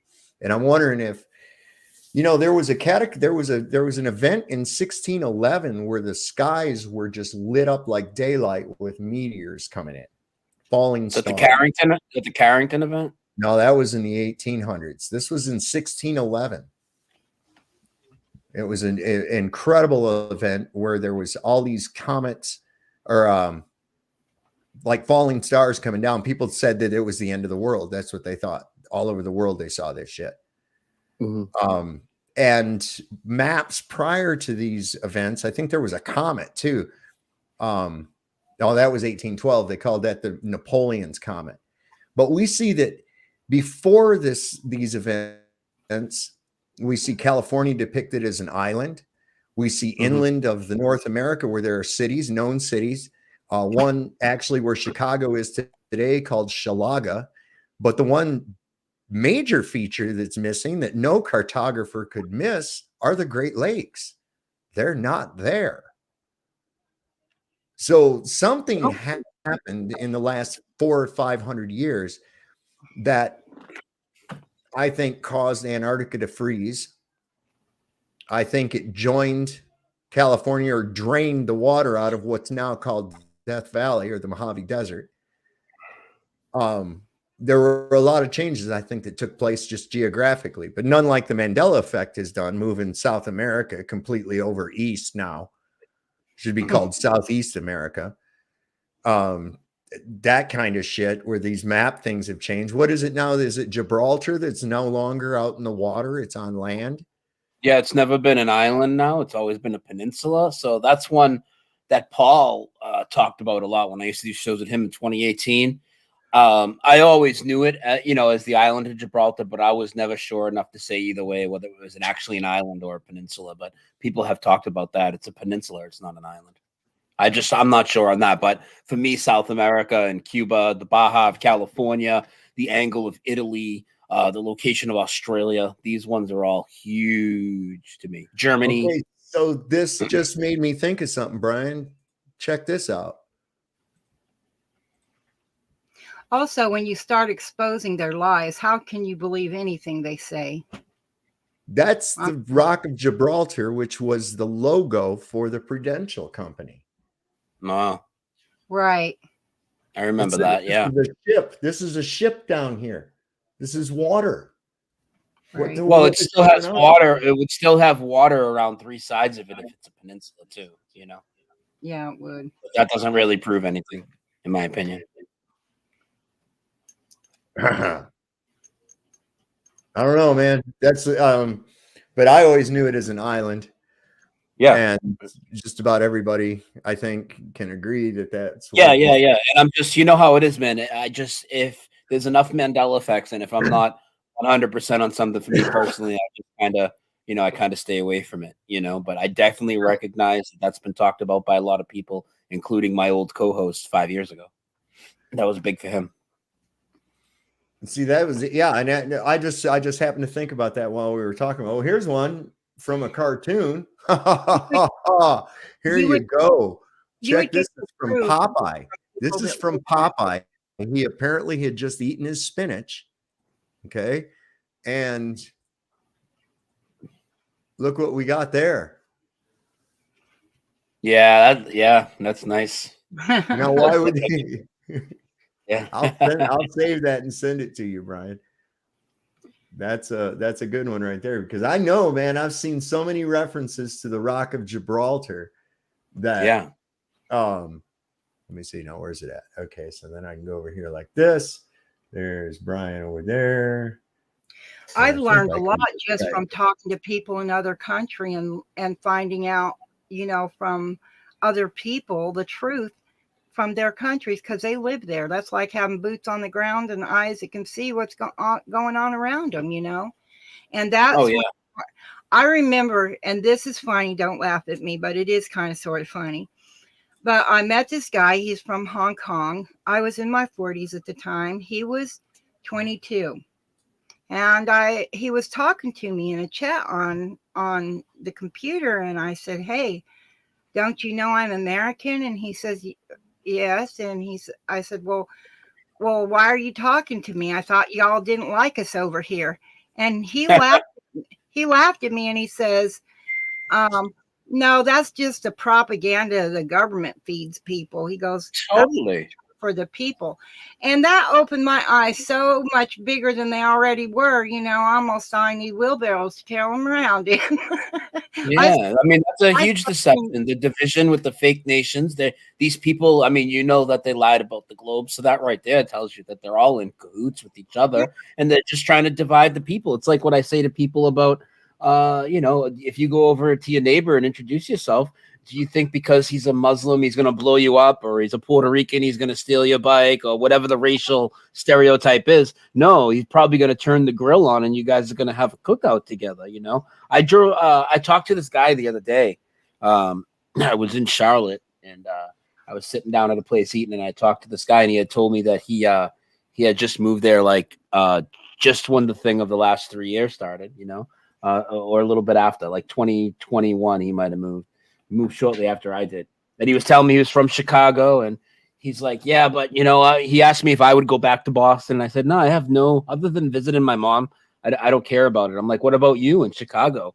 He's like, no, I like it here. And he's like, and man, it's so crazy in Chicago now since I left, and all the violence and and I'm like, do you really? So I'm like, where are you getting this information from? Are you getting it off the news? I'm like, don't you think that?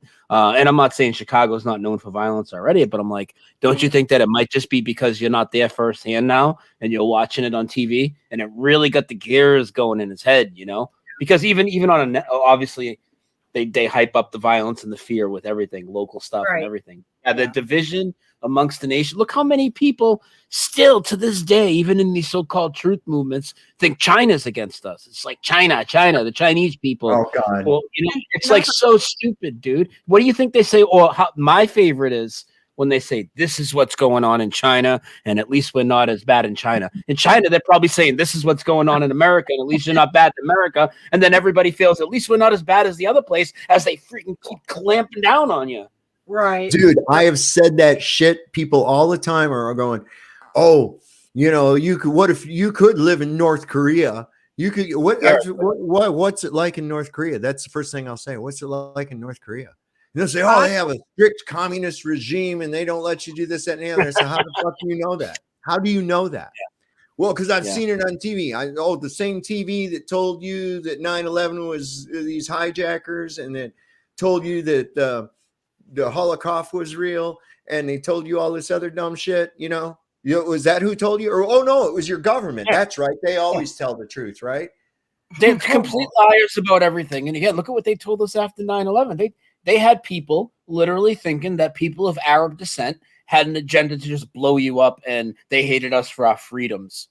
Now, do you think if I say in 2005, we'll just pick a year, shortly after. You think in 2005, if I was over in one of those countries and I met Mahmoud over there, you think Mahmoud's going to want to kill me and kill my family? No, not at all. Well, He's no. being deceived just like everybody else. Yes. Brian, to be fair, And- now we had Mr. B told us about an Iranian guy Yeah. that was trying to Very take his credible. flag down all the time, and he put the kibosh on that. Boy, he hooked his septic tank up to a sprinkler system. Yes, that's right. He dug Yeah. up his septic tank and get the But fuck the thing is that's what the most wonderfulest part about the internet. And especially like here, we have these chats and we have different places and different programs and stuff, companies that have where we can speak with one another and be open. And we can ask questions like, what's your weather like today? Oh, you mean it's sunny and beautiful over there? Well, hell, they told us it was raining hellfire and brimstone on top of y'all. Yes, so- listen, Dreamy, there's several events like that where I've said to people, I've heard it's really going bad right there right now. And they're like, what the fuck are you talking about? And I'm Right. like, our news is showing that the building's on fire and shit. And you're like, no, man, that's not happening. Like Brian went to hospitals that were supposedly overrun with patients. And it's fucking crickets. I mean, it should have told people something. If your nurses aren't busy to the point where they got time to rehearse and videotape TikTok routines. Right. Come on, man. They're just mocking you at every We point. can't ever base our information off what the media is giving us. It's all fake until proven Yeah. otherwise, man. And So also, the idea that it's this is going on in this place and this is going on, so this is how I'm going to think. That's a crazy way to think. also in California, they were saying that there was the mobs of people out marching in the streets. And whenever they showed it, well, excuse me, that happened in Venezuela and they were using it in the United States news in California saying this is what's going on in whatever town it was, San Francisco or wherever, Los Angeles or wherever. But it wasn't even America, wasn't even on our soil. It's complete nonsense. Well, they showed some kind of they said That's it was great. a big, huge bombing campaign taking place in Syria. And what it was revealed was that it was some kind of a gun range in Kentucky where you can go and pay and shoot machine guns and mortar rounds and shit like that. It wasn't even real, but they want you to believe that. And like somebody just said here a minute ago, they said North Korea is probably like a paradise. And I said, I've said that. As far as we know, their whole border tightness is not so much to keep those people in, it's to keep us out. It's like, we don't want you crazy sons of bitches. That's like I say, the Antarctic Treaty. I don't know if any of these. I don't know if any of these nations are paradises, though. I think they're all pretty much under control, but I don't see any of them as being so much worse than the other. No, But again, I don't have the experience, but I'm not going to make that assumption when it goes in line with what the media is portraying. I'm going to lean towards the opposite. What we're, they well, keep like with the Antarctic, like with the Antarctic Treaty, right? We're under the impression that this was devised by our UN and we're not allowed to go beyond the 60th parallel down there and this, that, and the other because of our governments, right? Okay. Yeah, sort of. What if it's an immigration policy by the people that live on the other side of the ice? And they say, we don't want you crazy sons of bitches coming in here and fucking up our place. And if you try to, at any point, we're going to come in and obliterate you. You got it? I mean, it could just as easily be that. Well, okay, let's take the game of chess. They keep throwing it out there. So I'm going to use their own example and their own words. If you consider every country or every leadership, state, whatever, around the globe as a different piece on the chessboard, at the very center is always the king and queen, right? Always at the center. So if the king rules all of these other kings, got to go back to the word king of kings, that one king rules all the rest of the kings. So to keep all the people enslaved, we've got these people trying to, do this or that. And it's, they're trying to destroy our country, even though they, like the Twin Towers, they destroyed it. Got everybody to start choosing sides immediately. It's a sport to them. And they, even though, okay, yeah, I know. All right, well, I'll call up the military and tell them that we're going to have to fight your team because you're next on the list, and we've got to keep this game going, just like football. Yeah, which I believe is rigged. I think all your major professional sports are rigged because that betting is a fucking huge ass industry, man. Right, It really it's is. a sport, yes. So it's like I just want to address something. I have some really really fucking sick people in my chat. I really do. I love you all. I love them. I love it. There's so many people in here wanting to see Brian Staveley's tits. And I'm like, you people are all sick. I love you. It's wonderful. It's absolutely wonderful. But that's what I'm saying is you can't believe it's got to the point where whatever I'm told, I look to the opposite. I really do. I mean, I go on Facebook. What a trash fucking thing that is. But anyway, you go on Facebook and you look and that's just what it is. There's a fact check. Oh, fact checkers found out this isn't true. And every time I see one of those, that tells me that there's most likely, if not definitely, validity to whatever was posted. Because every one of them, oh, this is missing context, or this is an altered photo. No, come on, man. That dude was in New York getting his gay on. That's cool. Remember, this is Pride Month, after all. We got a whole month where we celebrate at least one of the 7 deadly sins. We should make next month Gluttony Month. Gluttony Month would be a good one to have. And then we can have Vanity Month, and we can have Greed Month. And why not? Isn't that sad where sodomites get an entire month, but a person who brings life into the world, does the miracle of birth, gets 1 fucking day? Yeah, I want a couple months because not only am I a mom, I'm also a grandma. So I mean, think about that. That's terrible. Months. It kind of goes along with that thing about where it says now in the Bible that you came from your mother's bowels. Now speaking of now in the Bible, I just want you to know that I have breasts full of milk like Jesus. There you go. Who wants to see my paps? Oh my God. Oh. You guys are fucked up. You guys are fucked up. Embrace the female penis, right? There's somebody in your chat named Nude Guru. Are they like the expert at taking their clothes off? Maybe they can give me some tips. Yeah, next month is Psychopath Month. They said, yeah. What month is Psychopath Month? That's every month when you're a cop. That would be November. That's when they hold elections. Yeah, we could give it to November. We could do November, yeah. Thanksgiving. I mean, come on, we all know that story's not real.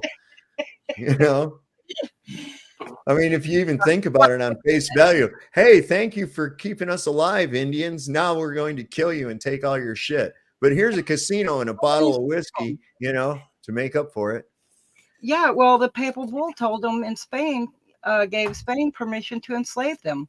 Well, sure, because they're heathens, you see. After Columbus came here. Oh, yeah, he discovered that there was people here. There was life here existing because, they came over here very wealthy. They brought them spices and herbs and all that shit. Who the fuck were they bringing them to? We were just out and outright lied to from the get-go. Look at those ships full of tea, man. There had to be a lot of people to ship that much damn tea. Oh my God, Brian, who are you fighting with in here now? Well, no, I'm just saying this dude came in, Talcott Express, so I automatically know that that's like a troll account because I know that they all have their little thing with that guy Jack and all these fake names. So he says, "Can we?" So I know it's not a friend. I know it's an idiot. And his comment is, "Can we see Staveley's vag too?" I said, "If you want to see my vag, just go see your mom Dukes and ask her to drop her drawers because that's my vag." There you go. I'll tell you, man, that's the thing I get. I asked a really interesting question the other day before got group banned. I asked the question, how would a craft in space, okay, how would it know how fast it was going or navigate? What would it use for navigation? And how would it know how fast it was going? You wouldn't believe the answers I got. That would probably get you an attack. What's that? That probably got you an attack. Well, yeah, man. They were like, well, it's the use. The best one I heard was science and mathematics. No, science. Yeah. Okay, great. Those are really neat words. Now, would you like to put them in context to my question? What science and what math would they use? They couldn't answer. So, well, you could judge by the stars. I goes, no, the stars are moving. The stars are all fucking expanding away from each other. They're not fixed points. You're no longer in relation with the earth. You're moving in a different direction. Or are you moving at all? How would you know? And there's no weight in space. What you going to push against to go anywhere if you're going to eject yourself somewhere? Just saying. That's exactly it right there. So it's also, if I've got any ballers out there right now that would love to just go ahead and come on up and give me like one proof of there you go. Of the earth. There you go. And apparently some people in the chat that I know pretty well say that the Telcott Express is a cool dude. It's not a big deal. I'm just, if somebody makes a call, I'm just making a funny comment back, but certainly looks like a troll account when I see this one guy's name used on a ton of different screen names. So it is. It's the Telcott Express. They so whoever that actually is, if you're not a punk or whatever, no hard feelings. But I've seen what goes on, even though you guys don't usually see me around those type of streams. I've already seen, you know what I'm saying, Dave. They come over here from time to time from the toilet bowl, and the stream I'm talking about, and so I they come through here. I don't really even acknowledge them, because if you give them a little bit of attention, it tickles their nuts, and then they won't stop. But it's no big deal. I could take a joke anyways. We're just joking. Absolutely, around. That was a good one though. Really. But yeah, if any of you want to come up, if M Ball, if you're still out there. I'd love to come up and hear your best proof of a globe, or that the Mandela effect's not real, because I've embarked on a mission. I went from, of course, most of you know, I have a 1611 replica of the original Bible. It's really neat, but I didn't want to mark it up, so I went to the thrift store, the Goodwill down here, and I picked up a King James Bible, and I started highlighting the different Mandela effects that have taken place in it. But that's still not good enough for me. So I had to embark on a mission where I've been collecting different versions of the Bible. I think I'm up to 6 now, different versions. And I have a Quran and the Book of Mormon. So I'm kind of keeping track of what's going on. I put them away. I put them on the shelf. I had them stacked here. Well, that information all comes from ancient writings, so they claim, but they've destroyed so much and rewritten and hidden stuff and changed stuff. I mean, it's in our face with this copyright stuff, even still, nothing, once it's out there, it's out there. So well, this is what's interesting too, Dreamy. I don't know if you're aware of this, but as we notice, this stuff first started with King James Bibles and then has permeated over into other versions. It's not over. It's not done. Right. And Brian has actually talked to a guy who is familiar with the Hebrew texts. And you want to tell him a little bit about that, Brian?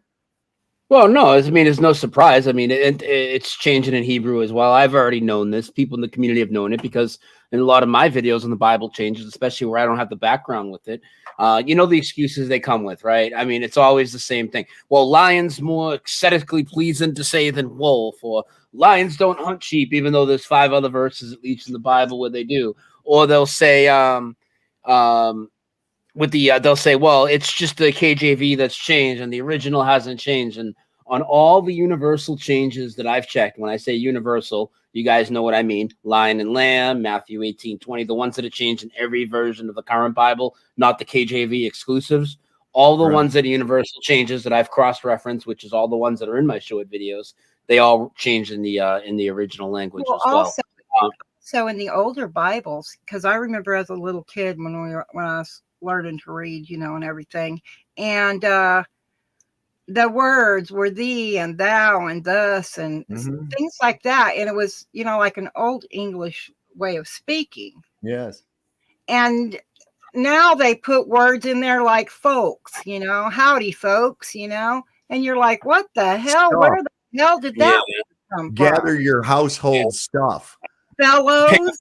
Pick up your couch. But the other thing too, Dave, is the reason why I was really cool for me to hear from Nir from Israel, who we're talking about, is because Nir has been calling in for a long time about the Mandela effect and keeps trying to say that it hasn't changed in Hebrew, and now he's finally seeing it because one of his fellow colleagues over there in Israel is breaking it down in Hebrew and covering all the changes, and he's able to see now that there are changes over there. So for me, it's not the hugest deal because I already knew, but it is good to show people from over there that it is changing, and it's affecting the Hebrew and everything as well, because a lot of people that follow my channel still think that it's not, or it's just an American thing, or it's just a KJV thing.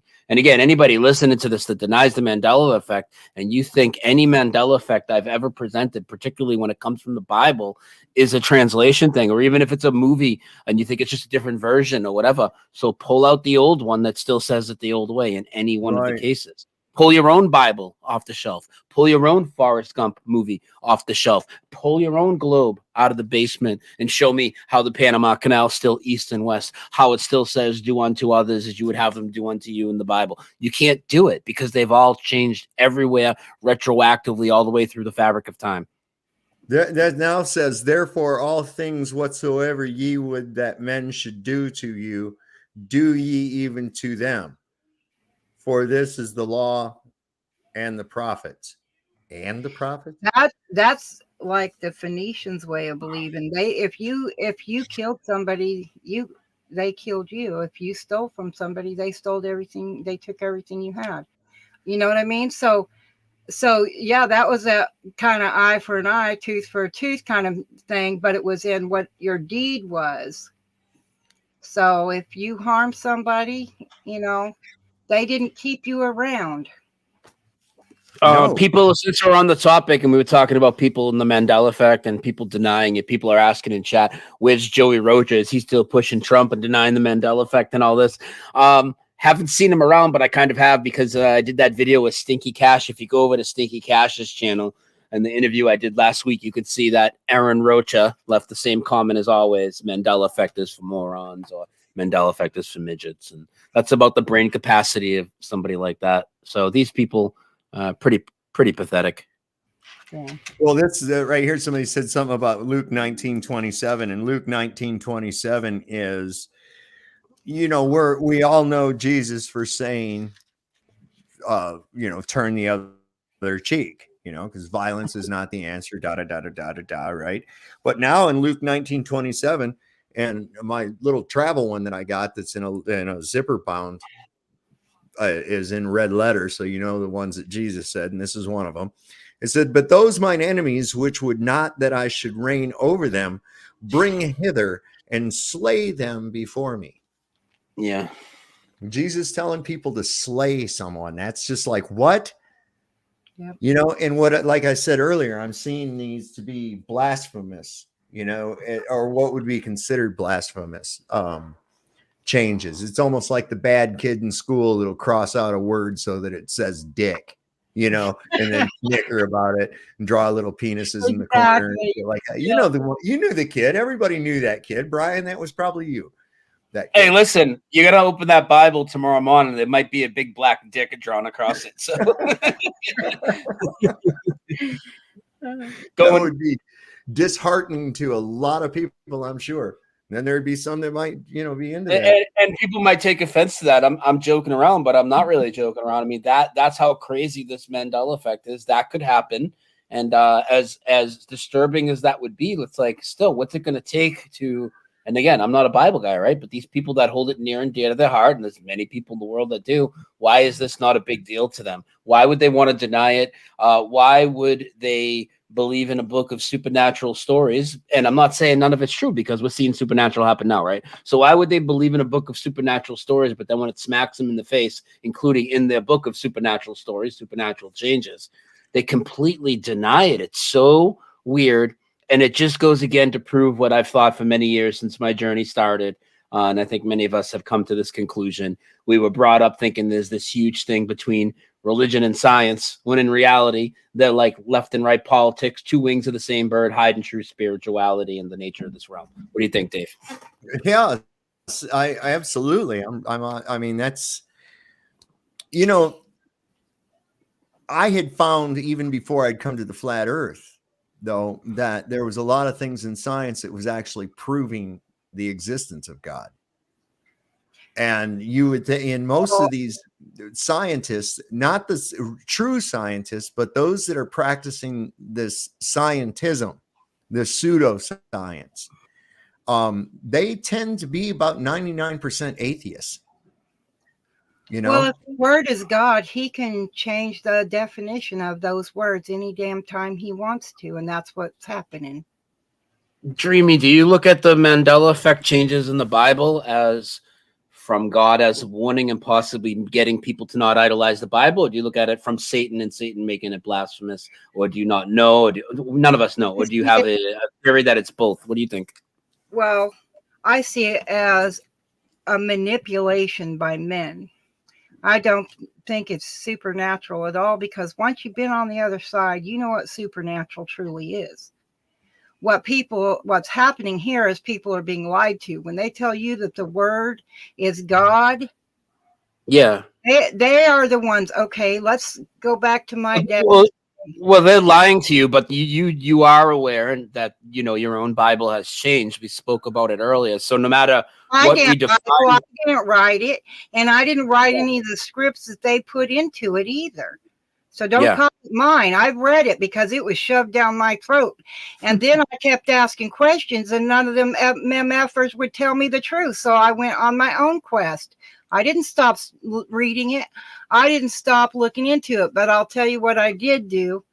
I started looking for the origins of that book. Who wrote it? Who put it together? Where did those scripts come from? I'm not looking at the damn words. I'm looking at the idiots that put it together. And then they shared this shit to control people and manipulate our minds. And it pisses me off, because it hurts my children. It hurt me. It hurt our families through every generation since it began. So the word is God. Yeah. Because the popes rule everything. They're the ones that give people permission and set up these governments. And Rome used to have the prisoners, the people that were considered to be, you know, done crimes, would sit in the basements of the castles and the dungeons, and then be taken out and slaughtered by the knights. They would have to fight them. But hell, they weren't fed for weeks or months, days on end, no sleeps and shit like that. And then you put them out there to get killed in front of everybody, and everybody cheered. You know, they did it to the slaves. It didn't matter what you done right or wrong. So we see, if you go back in history and start looking at everything and when it first got started and look for the origin of things, how did this become this? You want to know how it started? They would be like gangs, groups of men. They go out and they would take, and they would send in a group to a village. And then they'd steal, kill, light houses on fire, rape, do whatever they wanted. Then their buddies that didn't go in for the raid, they'd come in and they'd say, hey, if you'll take, you know, they'd make friends with them, you know, be real kind to them. And say, hey, you know, well, if you would, you know, we know a few guys, you know, we can help you out. And if you'll just give us a place to stay and some food, you know, and take care of us, we will protect you. That's how fucking kingdoms got started. But how many people look into that history? They don't, because it's not even, how do you, like, sometimes you think of it like this. How do I know what question to ask when I don't even know what's out there to ask about? It's like always when you go to the government. Oh, what form do I need to do? Blah, blah, blah. I don't know, but you need to know the form name before we can give it to you. Now, isn't that contrary to what they just told us? You know, you can ask for this form. Well, if you can describe the form, well, I need a form that does this. They should, and you're at the Social Security office, then you're telling, well, I need one of those forms, you know, that says that I can get a replacement copy because I lost my card. And they go, oh, well, we can't give you that. You have to know the number of that form for us to give it to you. I mean, it's that stupid. So it is the word that's used to deceive the people. It's the word. It's God. They said it was God. So if you want to look and find where God is, it's in that word. You know, what does the word mean? Well, that's just it. As a word is a vibration. It has a frequency and it has intention. So intention. I agree with most vibration. I agree with most of what you said, but I don't think that was. I don't think you answered what I asked though. Like, so you talked about the lion and the lamb earlier, so you know that your Bible says lion, right?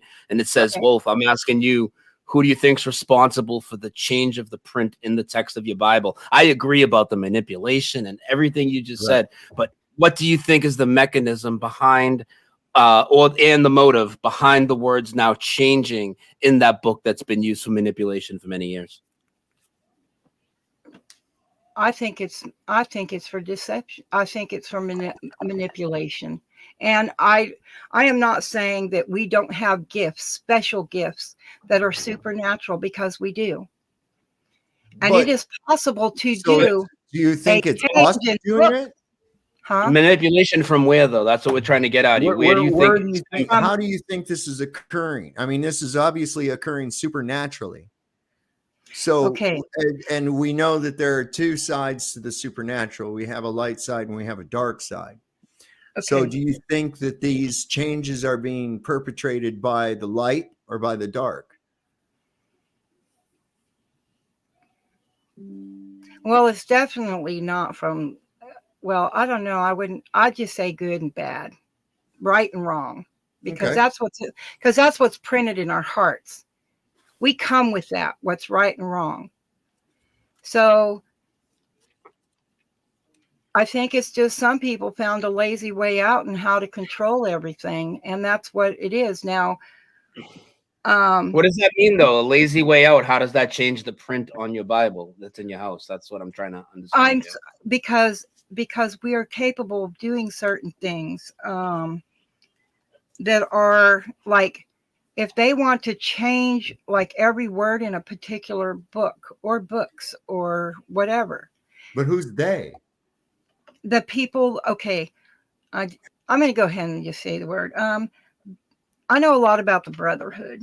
And that is not these fake little cult, little, you know, things that people put out there and everything. There's a lot of secret organizations and groups, but if you, I mean, I hate to say it, but the Catholic Church is one of the creepiest and the most gruesome of all. When you start looking into their backgrounds and the things they've done and the things that the horrible things they've done. I mean, beyond our imagination, some of it. But there's 10 brides of Satan. And 7 at one point in time were all in the United States at all times. So like you can get some, you can do like, I don't want to call them spells and shit, but maybe they are. Maybe there are certain things you can do by that in that manner. But just our thoughts alone can create things. Yeah. We like it or not, we can create the world around us. If you want to be changed, you can be that change just simply by changing yourself. I think it's possible too that if we are somehow responsible for some of these things changing in reality with our consciousness, the people that are the ones behind the scenes, the controllers of this place, well, they sure know that, and they could maybe possibly manipulate us into doing certain things like that unwillingly, through signals that they send and other sorts of programming and manipulate us to manifest for them. I hate to ask, but I'm going to ask anyways. How old are you, Brian? 45. Okay. Well, Sovereign probably remember back whenever our generation was, I guess, probably in our teens, you know, just whenever we would have, let me see how I word this. So it makes more sense.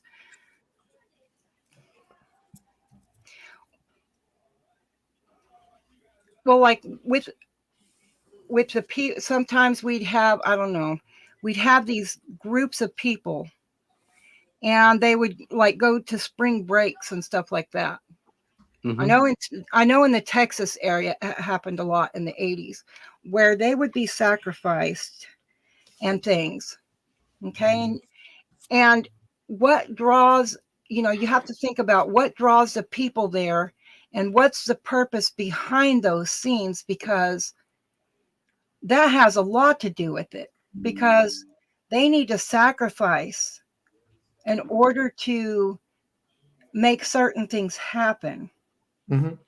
So I do believe that in our thoughts, and I'm not saying you, me, I'm talking about these special groups. And the one that uses and knows, because if they've given us parts of the secrets in the Bible, and they've given us pieces of the secrets in the Bible. And so you say, well, like, who do I believe is changing that? If you have a group of people powerful enough to focus, they can do it. All they have to do is focus. Back in the 80s, they took a lot of our 80s bands that quit in the 80s. Billy Joel was one of them. Quite a few did. They wouldn't sign the new deal. You know why? Mm-hmm. Because every one of their CDs or cassettes at that time that were coming out were to be the master.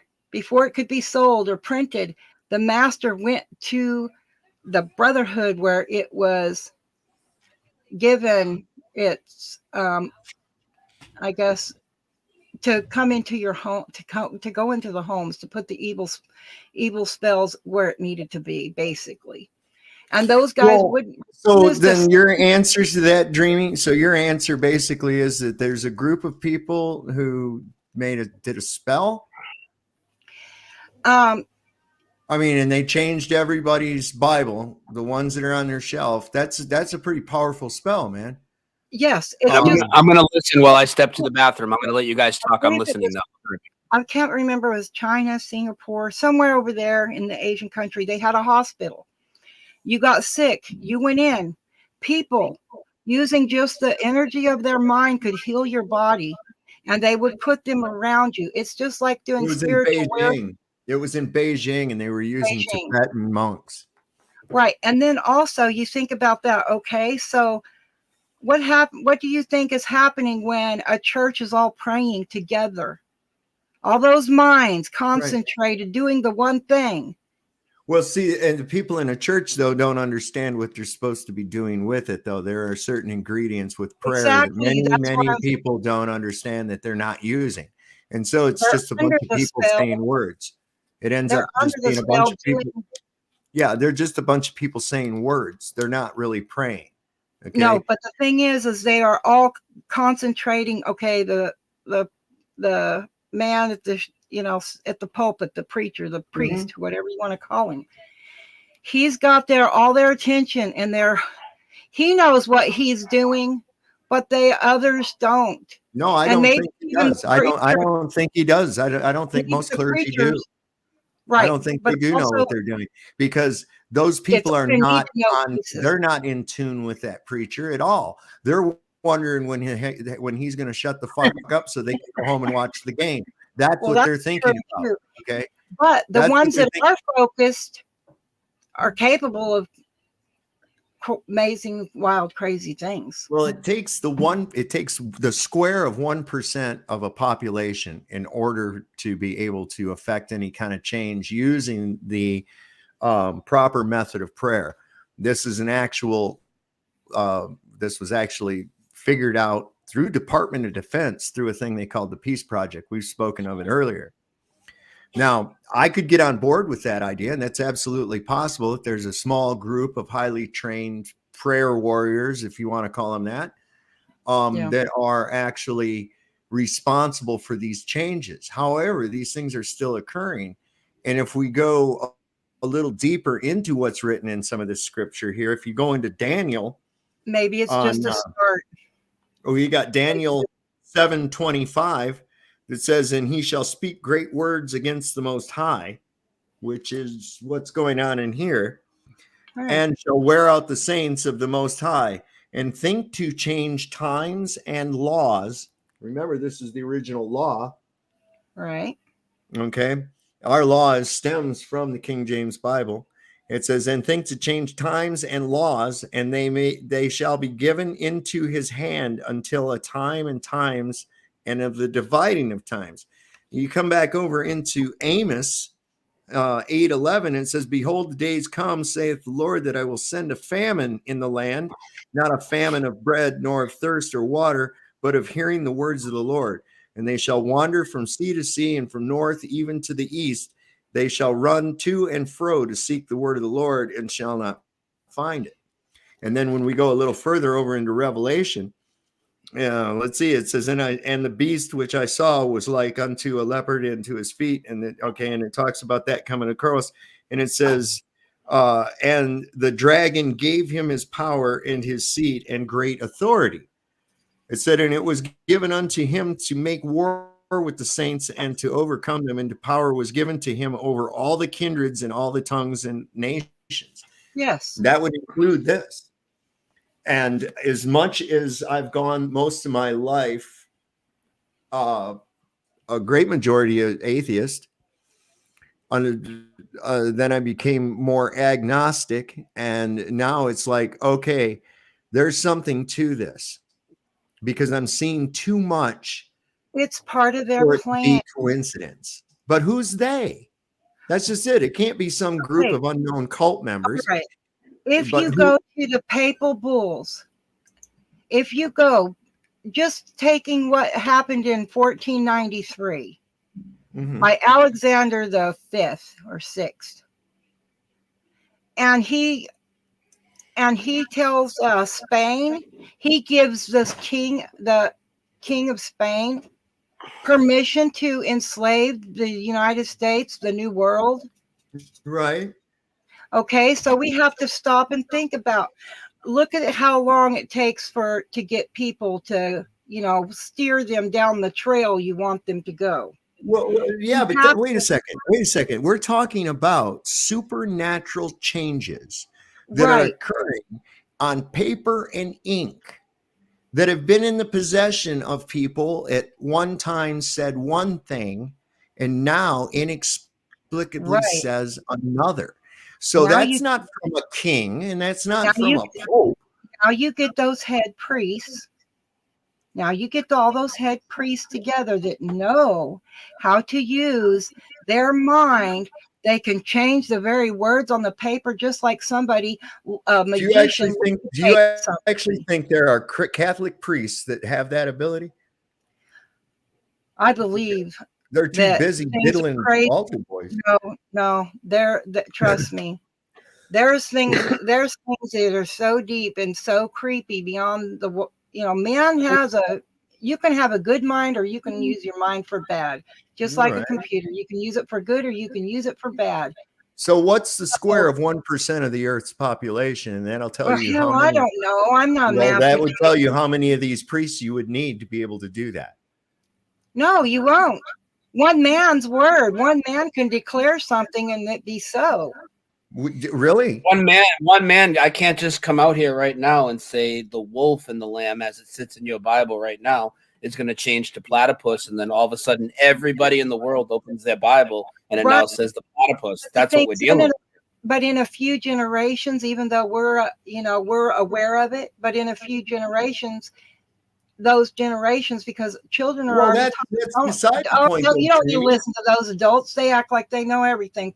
You know more than them. That's beside the point, Dreamy. This is something that changed all of a Yes, sudden that I we've get noticed. it. Yes, it's I understand that down the changing. road, people will accept it as It normal keeps because that's how changing. it's always been. What we're getting at is how would that occur in the first place? It's not like we're not talking about Bibles being newly printed.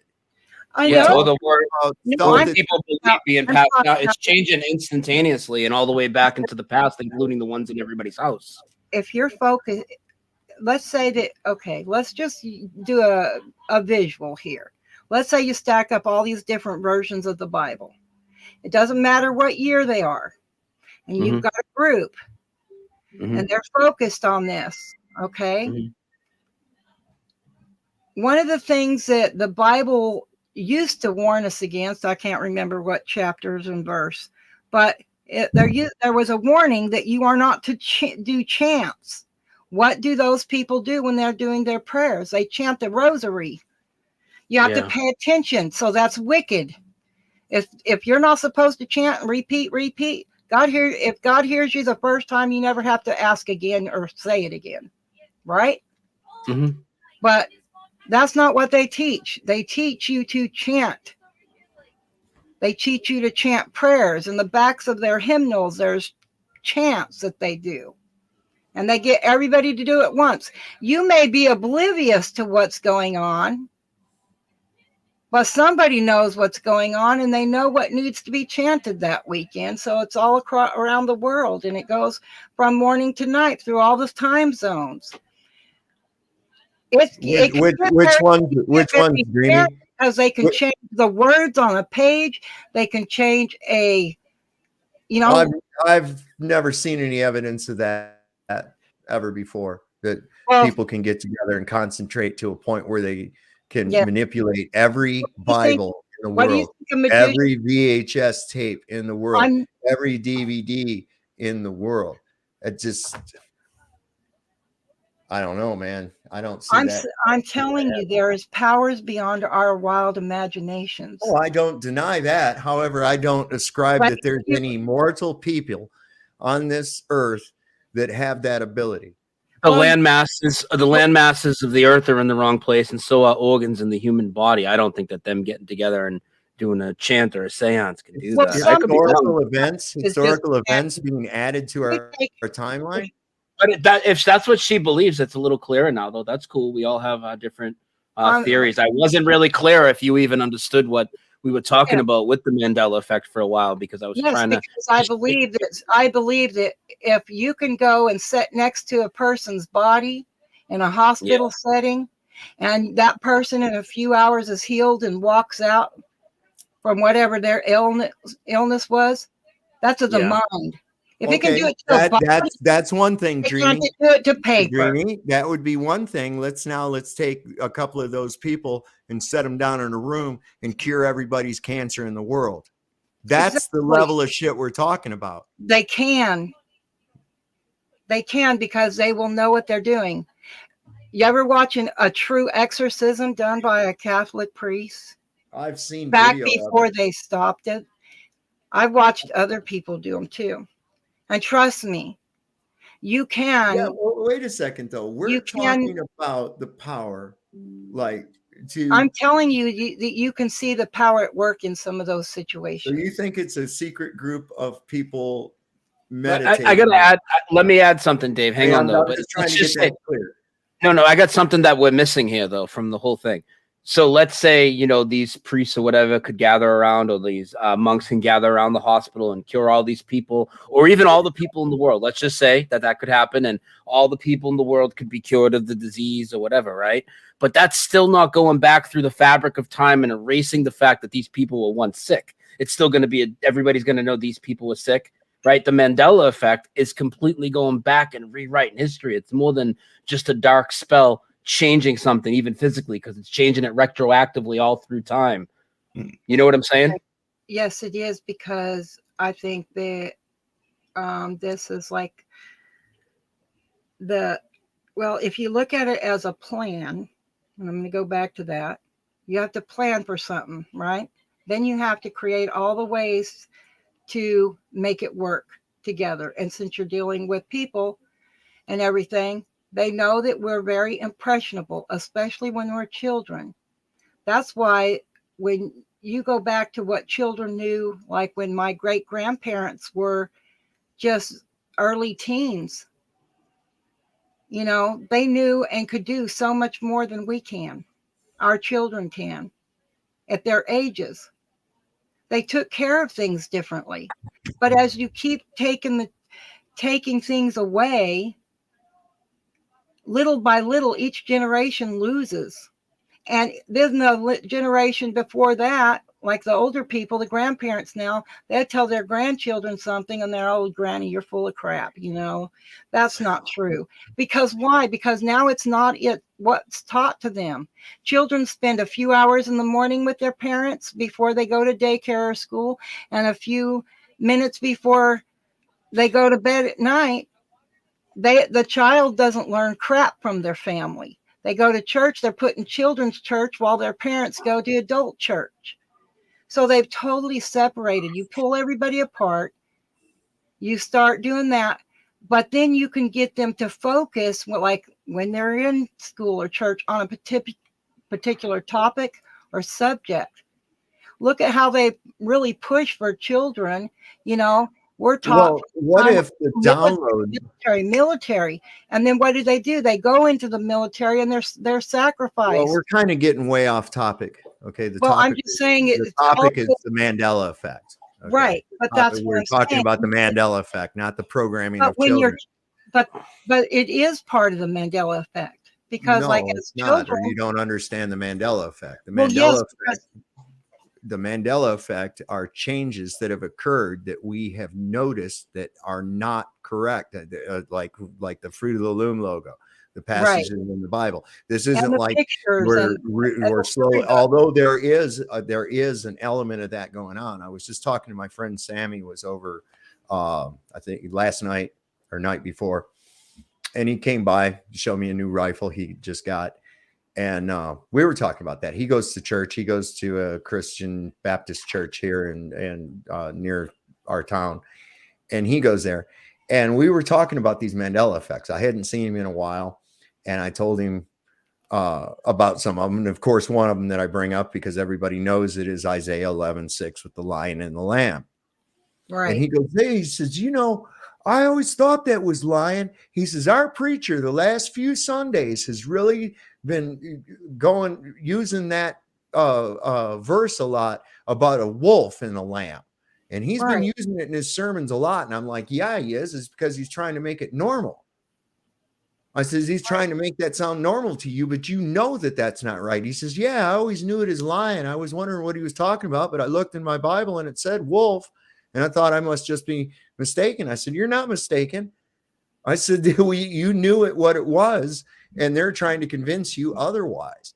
And I brought up a few other scriptures too to him, and he says, yeah, that don't make any sense. That ain't right, especially Luke 19:27 about Jesus telling you to kill his enemies. I mean, anybody that's ever read anything about, you know, turn the other cheek or whatnot. Exactly. No. So how does that, you know, that's what we're talking about right there. That's not like, but that conditioning is taking effect, but the ones that should be proclaiming these changes from the rooftops, because this indicates final days or the beginning days, however you want to look at it. These preachers should be proclaiming this from the rooftops. Yet, but the thing is that they're all participating in part of it. That's what I'm saying. That's what I'm saying. They are part of it. And it goes right back to when I was a kid and they asked me, you know, if I knew what beguiling meant, because the devil was beguiling. And I raised my hand. I said, yeah, it means he can trick you really good. He's the master of deception. They said, that's right, David. And I raised my hand again. I said, how do you know that the devil hasn't disguised himself as this church? And now, as I see what's occurring and listening to stories of like John that you were talking to the other night, Brian, his story is really fascinating. These people will cling on to this bullshit so tightly that he's been asked to leave the church. He lost his family and his wife and shit because he would not bow down and take the downloads. He stuck to his guns.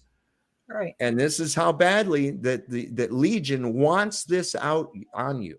They want this on you to a point where they'll even enact ultimatums, Right. you know. And But this you is have part of to- the tribulation.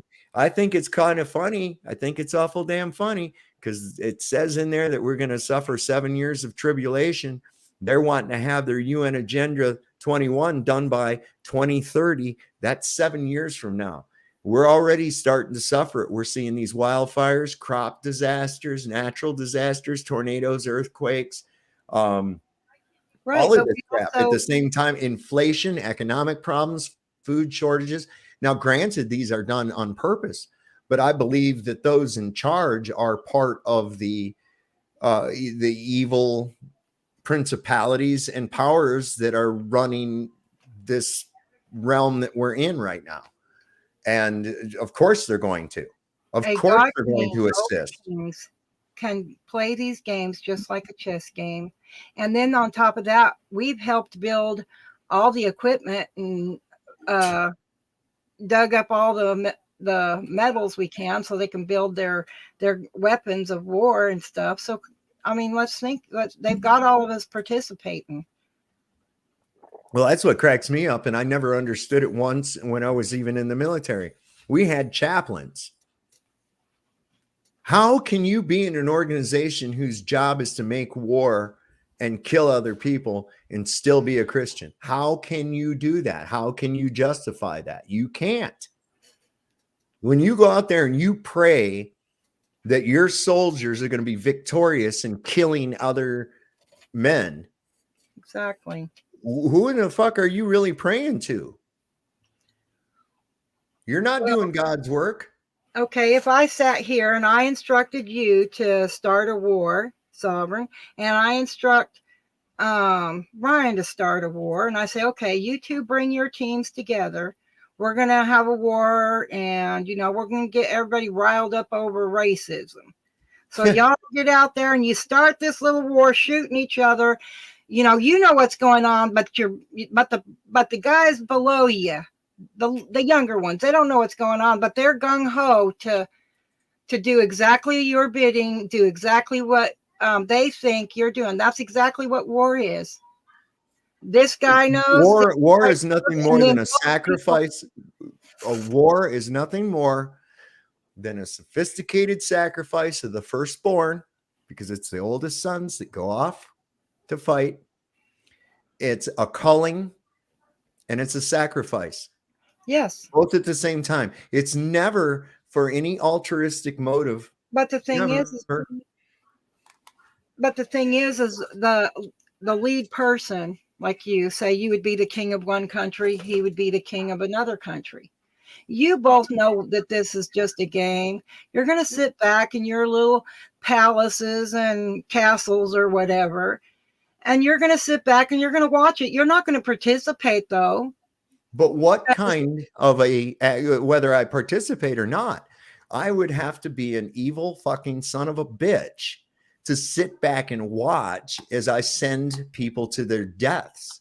Right, but they don't care. They're heartless. They have no heart. They're not human. They're not human. That's why they're referred to as the Elites or elite. I'm sorry, I pronounced it wrong. Who's El? El is Saturn. Who's Saturn? Saturn is Satan. Christ almighty, it's not really that hard for people to get this. And yet it eludes them. It eludes them at every level. And you look at it, who's got dominion over the earth? Satan. Well, Satan is a spirit. This is what we're talking about here. We're talking about powers and principalities. We're not talking about flesh and blood. Those puppets are just there for you to get mad at, man. Oh, it's Biden's fault. Oh, it's Putin's fault. Oh, it's that little twinkle toed Nazi in the Ukraine. It's his fault. Whatever.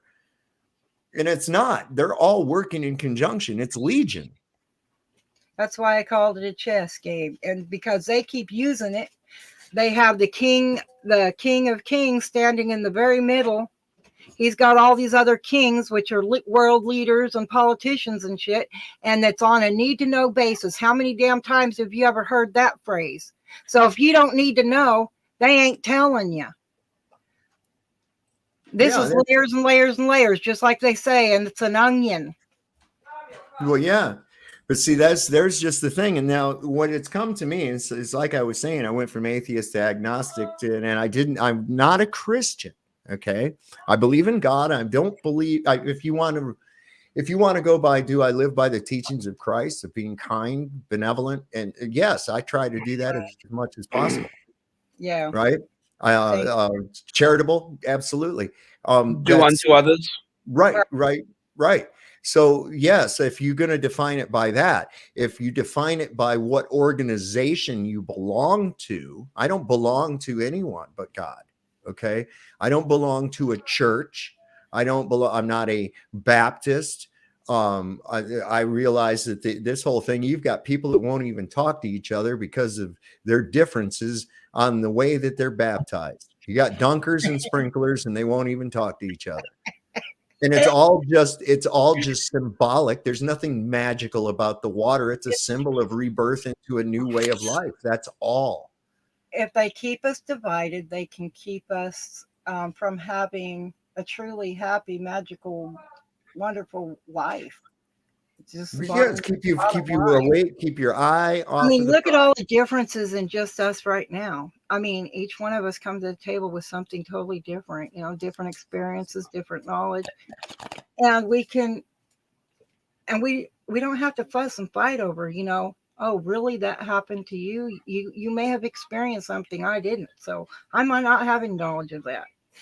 See, the bad thing about religion being a control system, it's a control system. When we're controlled by what's written, that's when I see the problem starts to happen, because then everybody's supposed to believe this as it's written. And if you're controlled by what's written, and what's written is inexplicably changing, right, to the point where now it's Jesus is condoning murder, he's condoning killing because of a disagreement in philosophy.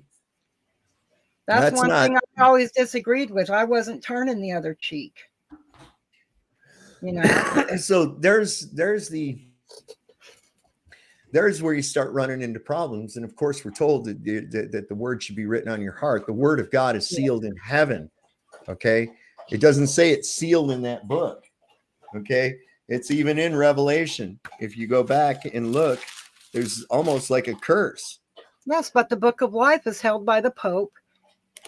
So, well, it even says right here that says that any man. It says earlier that there's going to be that Satan's going to be given authority to change the word. However, it says in here that if any man goes to change this word, that the plagues listed in this Bible shall fall upon him 7 times. So that's right there telling you that it's not men doing this. That's a scare tactic. You hear fear all the time. Read the book and look at how many wars through that. It's all fear. Fear and war and wait a second. Wait. How is that fear? It's just a warning. Don't be fucking with this book. That's not fear. Let me ask. And yes, there's a lot of stuff I find even in the Old Testament that's not God they're talking about, not creator God, not at all. That's something else. And it's so interspersed within the Bible that just by using that arbitrary word of God, the word God, which is a title, not a name, right? So, which one are you talking about when it comes to some of this stuff? Exactly.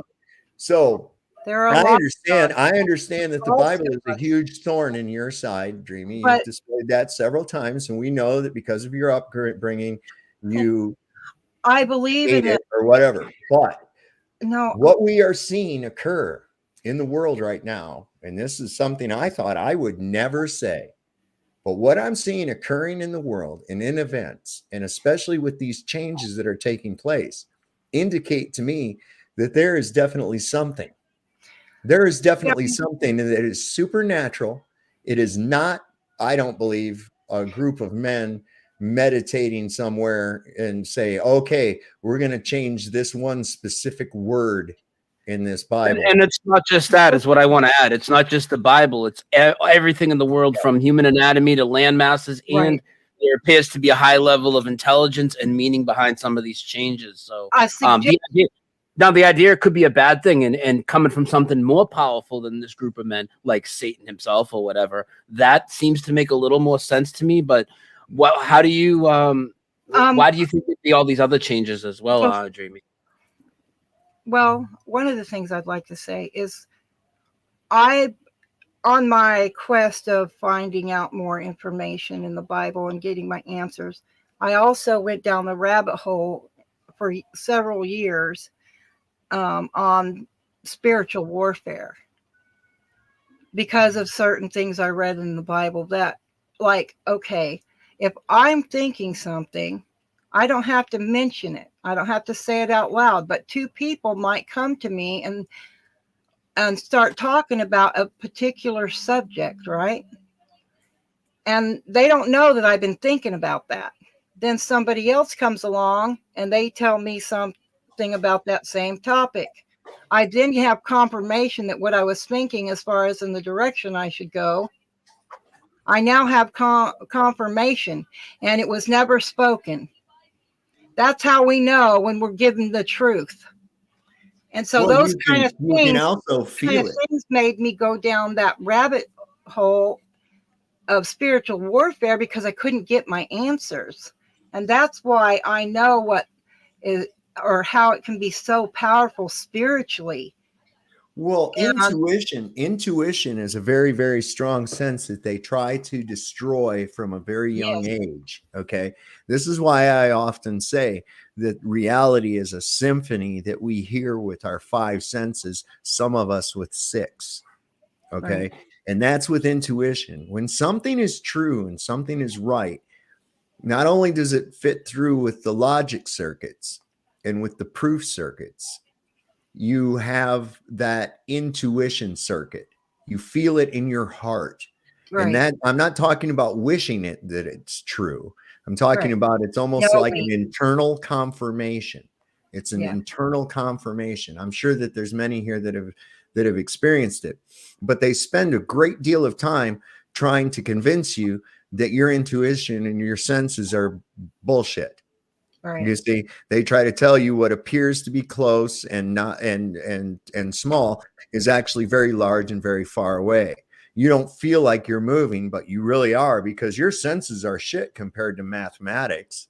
Right. You see, Another this thing is they want us to destroy is our emotions.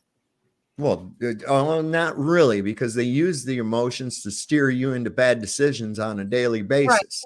But You also, see? you think about all the people that are on, that are on depression medication. They are controlling that person's mood, so they don't have these emotions that they are going through. Well, Like and another thing that's sadness, interesting, like a deep sadness, or people they are call you mania a- when are they're you- happy. are you Dreamy, are you aware of that there's like almost some kind of a like a puzzle, like a message within these various effects that those of us that have picked up on it are really seeing? Myself, I'm a person, I see patterns. Okay. I Yes. see patterns. I pick them up all the time. And so there are certain reoccurring patterns that we're seeing, that which is white, or things turning black. Right. Okay. Things turning black. Why are things turning black? What's the significance to the missing T's? We've lost the T's in Schultz, AFO Schwartz. Tablets is now tables. So there seems to be a reoccurrence of that. Right. Something to do with gold. Now, if you've ever watched C3PO's Golden Calf, that's a great channel. And he's been putting a lot of this stuff together and getting messages from it. It's very enlightening to check it out. And I've seen these myself. One of them that really floored my wife the other day was the one with the Legally Blonde movie. Okay. If those of you that have seen it know, but others that have never seen Legally Blonde, Reese Witherspoon is like a real live Barbie doll. Okay. Everything in her life is just, blonde and pink. Everything is pink. She has a pink phone, a pink purse, pink dresses. Even her convertible is pink. Right. But now the convertible has changed to black. And the interesting thing is that you can see in one scene, she pulls up in it, gets out. The people look and go, "Wow, check out Malibu Barbie," right? She goes into the store and there's a mirror in the store. And if you look in the mirror, is a reflection of her car through the window out on the street. And in that reflection, the car is still pink. The Rolling Stones song, "I Want to Paint It Black," changed to "I Want It Painted Black." We got the Nirvana Unplugged with the white candles on the stage. Those are now black. The Greatest American Hero, his cape is now turned black. The who's the guy? John Lennon. No, That white suit is like a dark blue. Yeah. Now, Britney Spears. The Boots Are Made for Walking video with Nancy Sinatra. Although on the cover, her dress is white. That same dress in the video that they did with it is now black. The skipper on Gilligan's Island, his hat's black. Dumb and Dumber, when he comes to the wedding and he's wearing that great big ridiculous white hat, that hat is now black. So there's something about this. The fence in the TV show Dallas, the white fence is now black. Yeah, where they show the car pulling into the estate, and that split rail fence, which was once white, is now black. So there's some strange shit, and it's like there's the specific things.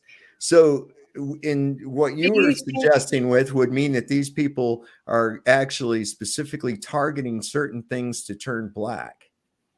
Do you think that's why they're removing stuff from the internet so we can't look things up as easily? Because a lot of stuff that I used to have saved, is page not found stuff. I can't even go look at articles or things that I, saved and bookmarked and stuff.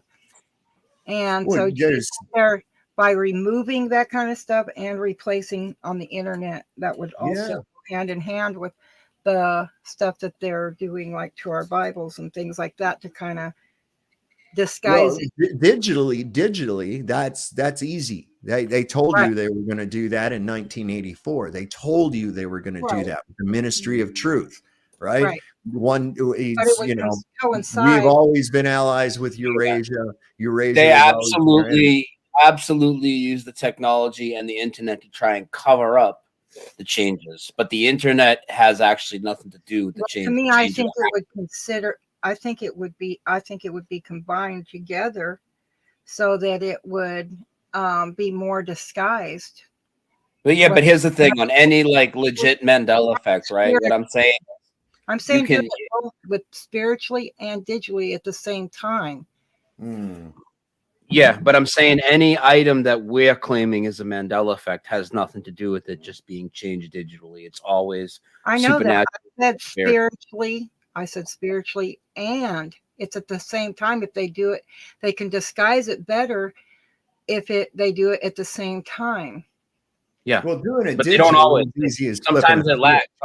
Sometimes their cover up lags. So, for instance, right, I'm going to give you a good example, and this is another one where it's a person's name is changing all the way through the fabric of time, including the lineage of their whole family. So one of these people is the author of the Peanuts series, Charlie Brown and them, and his name was Charles M. Schultz. Right. His name now is Charles M. Schultz. Always has been in this reality. There's never been a T in his name. Now, what's interesting, so of course, if you go to Google, right, you're going to type in Charles M. Schultz, and because we know the Mandela effect's real, and they're also it's going to match reality, it's going to correct you on Google to the new reality, Charles M. Schultz. Yes, but if you talk into your Google phone and say, who's the author of the Peanut series, the voice part of Google hasn't updated yet, and it will repeat back to you, Charles M. Schultz with the T.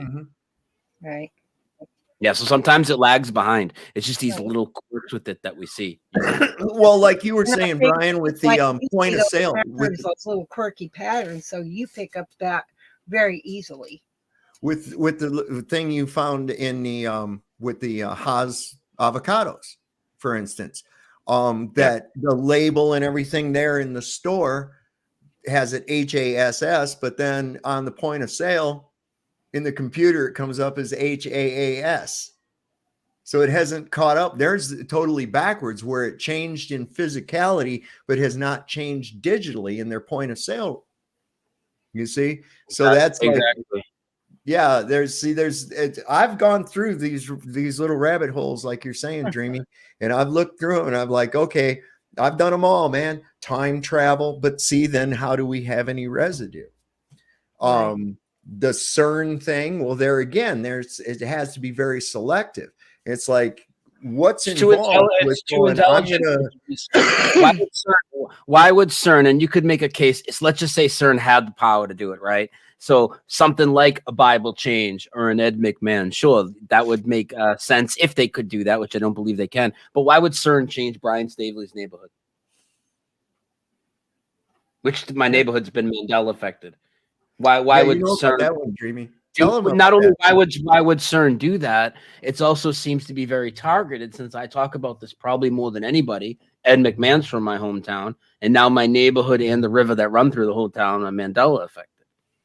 Yeah. So I think it. One last thing. We none of us really know what it is. I'll just say what I feel strongly though. No matter what the cause is, I'm not talking about the cause, but I feel we're in a one fluid reality. And for the reasons Dave was just alluding to with the time travel and the timelines and all this, based on the evidence that we have, I feel it's safe to pretty strong that it can't be time travel or jumping timelines or anything like that, because not only do we have all the residue here, we also have the memories. Everybody on the world has the same memories as us on most things. So whatever's happening, and is happening here, in my opinion. So that's my take. Right, but what about what are the young people going to believe when we're gone, when 2 or 3 generations are gone? Well, the young people are obviously going to believe all the new verses because they've been brought up with it most of their whole life, right? So they're going to always think, well, and that's the problem, and that's why we need to be very vocal about this. And let they say the word is God. Well, the word is very deceiving, because look at the way they use those words. Look at what they're doing. They keep telling us the word is God and all this written stuff. I mean, we got to go back to what's really in our heart. Like we said, we don't have desires to go out and harm anybody or take something that they have or created or took or made, whatever. We don't have that in our heart to do. We know that's good. Renee, if you can give me a timestamp for where that residue is at on that, then I can zoom it up to it. But I really do see that's a 2-hour video there. So they're changing everything, because they said they were going to do that. They were going to change everything people believed. Well, how do you spell moon, Dreamy? Moon, MOON. Yeah, well, you know why? Because that's how you've done it your whole life and for generations. But do you know how it's really spelled? No. MOONE. Well, okay. We've changed a lot of what we use in English. Okay. Well, I only remember that one time. I remember somebody had that as a last name and there was an E on the end. But yeah. Let me tell you something of how specific this. Let me show you how specific though and selective some of this Mandela is as it pertains to the Bible. Anytime in the Bible that God is mentioned as a pronoun of he, it's capitalized. You don't normally capitalize the pronoun he when you're talking about anyone else, but in the Bible, it's always been capitalized an H, capital H-E, when referring to the Lord. Okay. Those have now all changed to lowercase h's. Now, how in the world, what kind of a meditation does it take to, I mean, see what I'm saying? Right. That's very, very targeted and specific. Right. And like I said, a message. I mean, with the C3PO, that right of all of them. I got something else. Dave, let me add this before I forget this thought, and then I'm just going to step aside to the bathroom for a minute and let you guys think about this. So there's also another level of this where not only is there a huge Mandela effect, there's also a consciousness update to the people involved in the field. And the two examples I like to use is any of the anatomy changes and the airplane engines. So the airplane engines are hanging off the front of the wings of the airplanes now. Now that means via a Mandela effect, that means that the pilots have to do some things different, I'm sure, and the weight of the plane and the maneuverability. That also means the mechanics and different components. All these different things have to be changed, yet these people aren't noticing it, and they're not crashing the planes and they're not falling out of the sky. Same thing with the doctors. Now, I'm not saying doctors aren't killing people, but doctors aren't killing people generally because the Mandela effect had changed the organs. They all took a consciousness update of some sort after the change to make them be able to function together in this reality. So for me, this has to be so much deeper than a group of people, even if they had the power to change some things in reality. I'm going to go, I'll let you guys comment on that, and I'm going to go run to the bathroom. That's really interesting. I like this comment here. Daniel Becker says Sally Fields and Tom Hanks are in too many Emmys. They are both sus. I have to agree. There's always been something about Sally Field that is, I don't know. It's not like I had a crush on her or anything else like that, or thought she was a great actress, but there's something I don't know. It's just kind of a weird feeling I get anytime she's mentioned or I see her.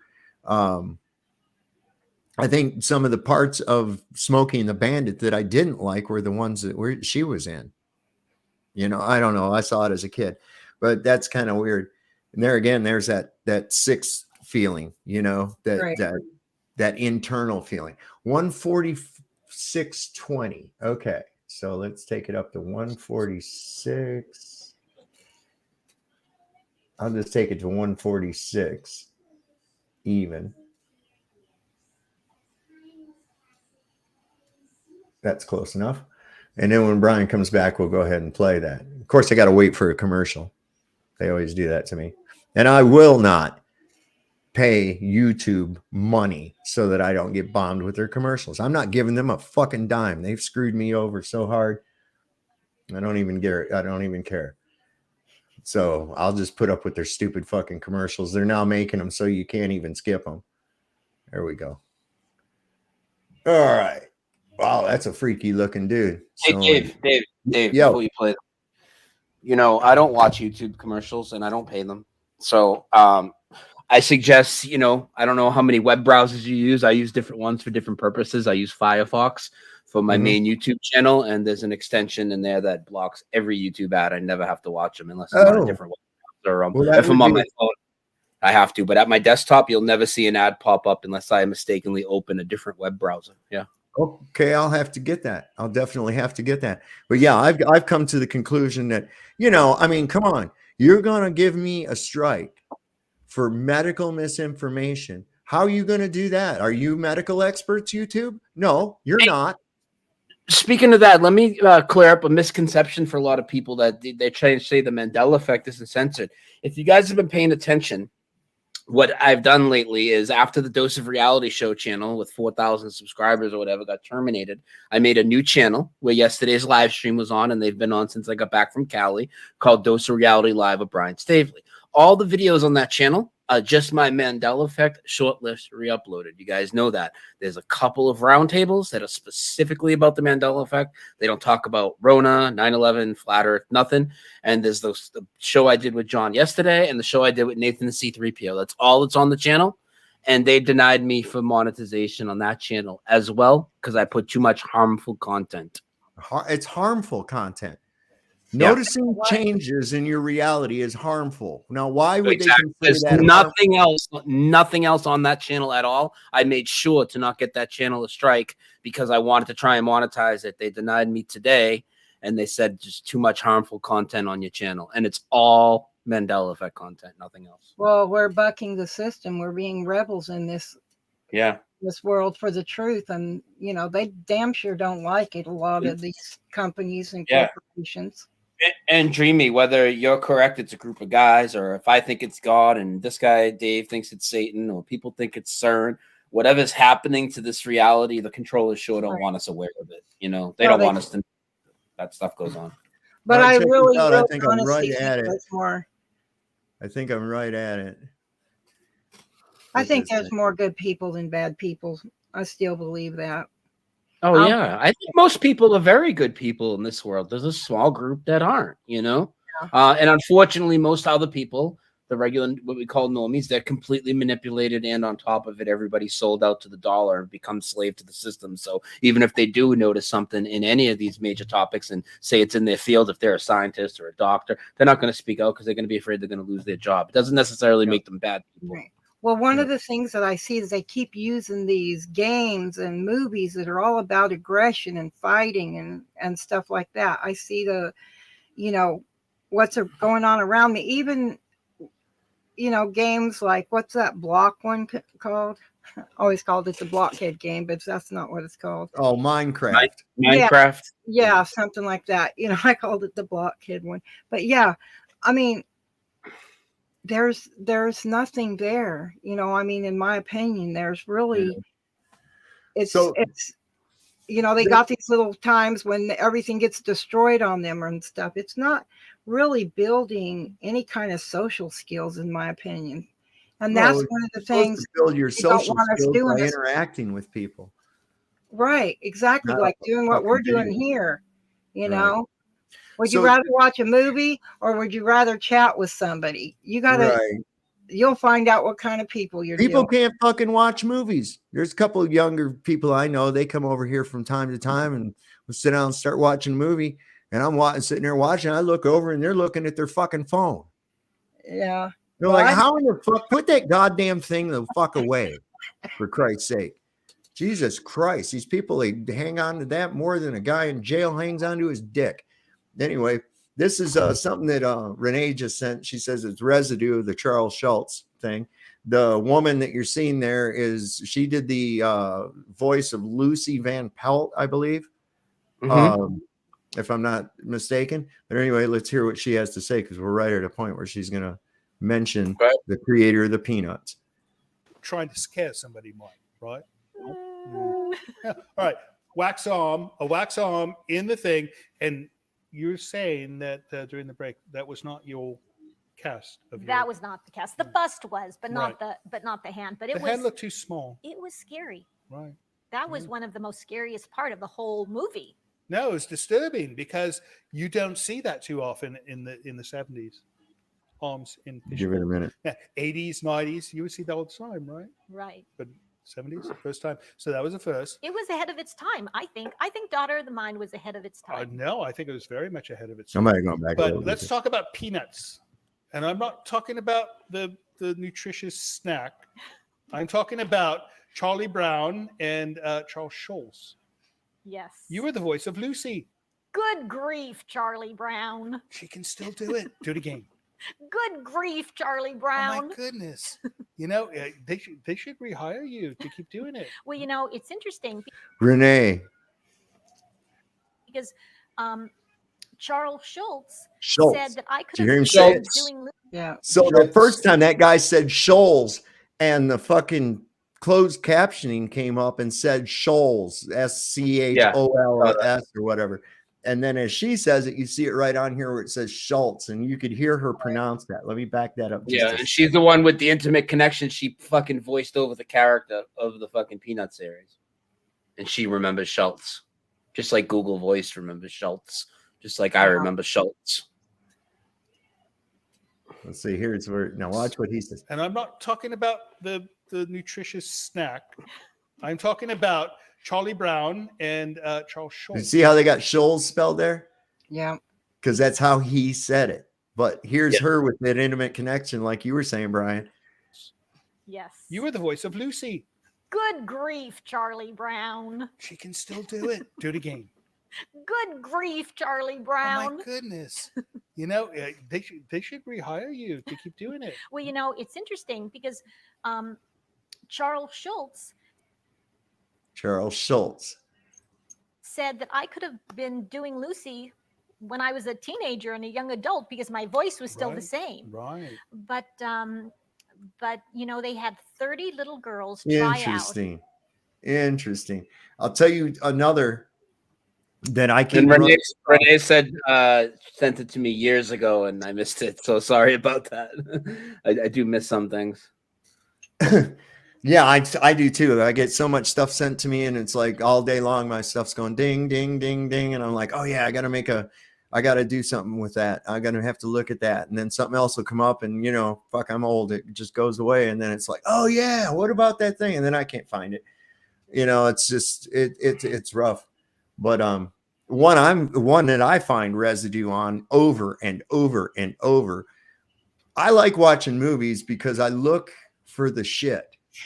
I'm always looking for the shit. And if it's a good movie and stimulates my mind, like I love stuff with time travel, shit like that, because I'm always with the paradox.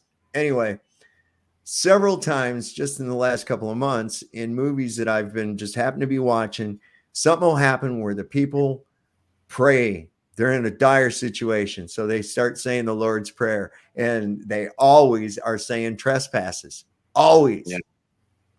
Yeah. That never was. It never was trespass. I want to add something to the Lord's Prayer too, because I've seen some people in our chats lately, and it definitely, I'm not coming at them. A lot of people I respect a lot, but I wanted to correct something I think that they're missing about it. And they say, well, that's not a Mandela effect because I remember it being said both ways. Well, maybe it's a Mandela effect that goes further back. And the problem is, if you remember it being said both ways, you still cannot pull out any Bible anywhere that shows it the way with trespasses that we're saying. That's the issue that I think people are missing. It doesn't exist anywhere. So where is it? It's just like the flag thing. They'll tell you it's both ways. Brian, Where are the striped USA flags?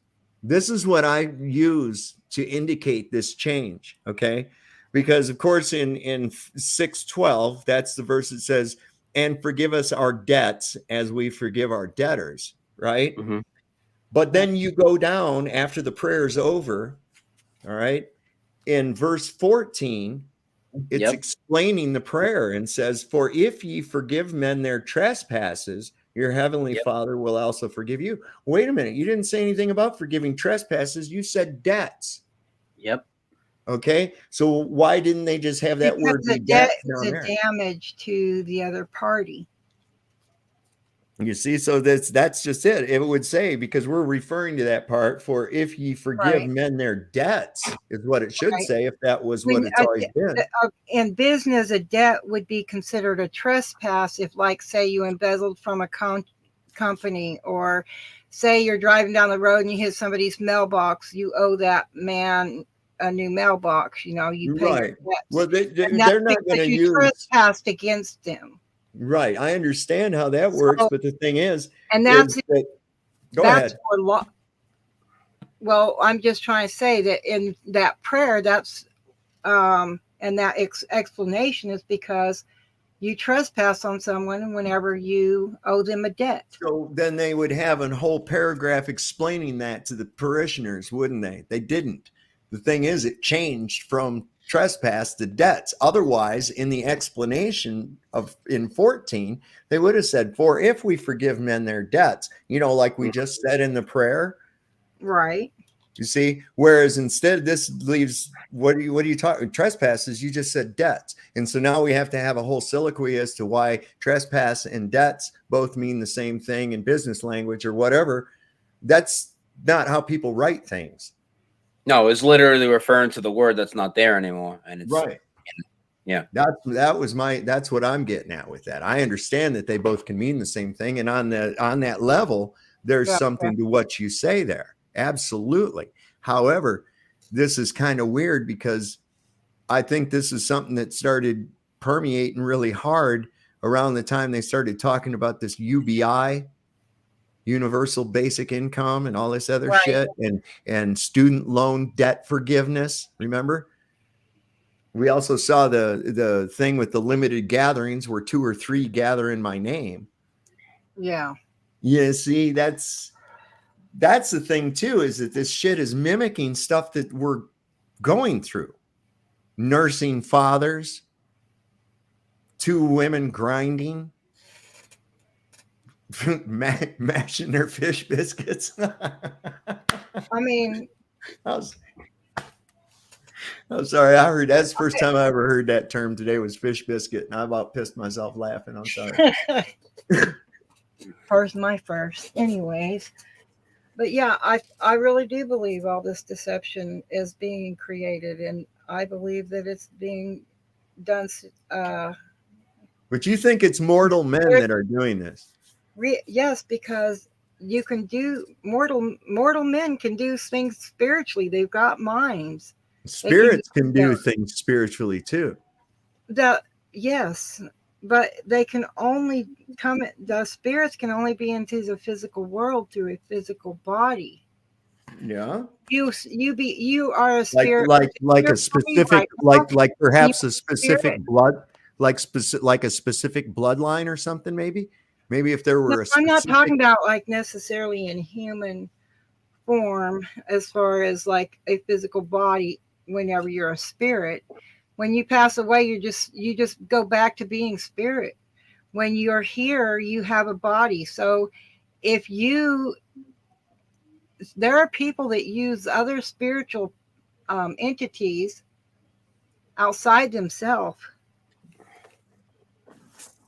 and there is crazy, wild, creepy things that go on in that realm.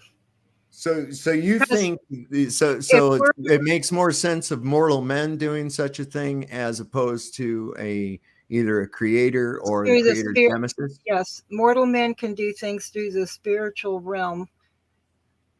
But as I said, wouldn't it be easier for the spirits to go ahead and do the things through the spiritual realm themselves, especially if they've been given a bridge into this reality? Well, that's why that bridge could be anything from, I don't know, even what we're seeing with these satanic bloodlines of rulers. They're all related. They all have to have that certain DNA. And what if that's their way of having an avatar? Maybe the person maybe the spirit that's in King Charles right now is the exact same one that was in Elizabeth prior to her assuming room temperature. And that the one that she was possessed with was the one that possessed her father, and so on and so on. This makes more sense when you come down and you look at some of these plans and things that they try to implement. That why would you put so much effort into something that you're never going to live long enough to see it come through to fruition? Well, not if you're mortal, you wouldn't. Because they know we are eternal, and we. Some people even believe we come back multiple times, like through reincarnation. Are you creating that? Is it same in the spirit as on earth? Well, if I were a benevolent or a malevolent entity, right, and it were possible through some sort of strain of DNA or bloodline to be able to possess that avatar, displace its own soul, assuming that it had one, displace its own soul, but I still have to masquerade amongst the mortals, right? Right. And so I just keep hopping from one host through its natural mortal life to the next host, to the next host. And this would be a real good way to conceal devising plans and implementing things that would never come to fruition within a mortal man's lifetime. For instance, the people involved with the Federal Reserve Act, right? Right. And the ultimate goal of what it was, knew that they would never live to see it come to full fruition. The people that started 1933, this was the whole idea for this New World Order shit. This is when they put the pyramid with the all-seeing eye on our currency. This is a very pivotal year. Okay. And these people that implemented these plans were all pretty fucking old when they did it. They would never hope to live to see the end results of their plans if they were mortal. So as the host gets ready to die, they bring in another avatar, preferably one of the same bloodline. This is why we pass down from to the offspring are these kingdoms and these principalities and whatnot. And they're all related to one another. And they seem to be immune from any of the things that any of us are subject to. And it's just like, I don't know if any of you have ever seen it was a TV series, but a movie is out as well, Stargate, where there were these beings called the Goa'uld. Okay. That movie was awesome. I never really followed the series much, but that movie was really good. Well, the I really liked series, the plot of that movie. the series had some really even more expansion on this whole concept of where these guys that were supposedly, they were known as system lords, and on Earth they were known as like pharaohs and kings and things like that. And all these characters all had names of ancient deities in the show. But the whole thing is that they were a mortal human host with what they called a symbiote that lived within them. And it gave them longer life. It gave them some powers. And when the mortal body of their host was injured to the point where they were going to die, or the fact that they had gotten sick and old, they would go through a ceremony to transfer that symbiote to a new chosen host. And I was like, wow, is that not like putting it right in your face? Yes. It's almost like putting it right into your face. And I do believe that these Elites are actually possessed by some entity that uses that bloodline to rule and to carry out these plans. It to me, it makes sense. There's several other things along those lines that tend to line up with what's going on. Well, I mean, simply look at how Israel was created. And yeah. right after all that happened, Israel was created right in the middle of that. And there's so much more in depth on why that place was created and why everybody's supposed to, bow before it. Well, here's from the actual word itself. All right. So right near what's now Israel and the Syrian border is a mountain, a very famous mountain called Mount Hermon. Mount Hermon is where 1/3 of the cast down angels, the fallen angels, the watchers, gathered on Mount Hermon. The watchers gathered on Mount Hermon, and they swore this oath to defile the humans. In other words, take the wives of human men, and they defile the number of the beasts as well of the earth. This is according to Enoch. All right. So today, right now, on Mount Hermon is the UN Disengagement Observer Force. Observer, watcher, Mount Hermon. Right. It's still there. This stuff is still going on. It's just melded into what we conceive as reality. That's why I try to tell people all the time, if you knew how the world really worked, you would be very frightened. Because whenever they put something up somewhere, that's a message to those that have the knowledge of what that's for. And I believe that more and more strongly whenever I see news like labels on things, picture changes. I notice it immediately. I'm like, that's not what this looked like before. And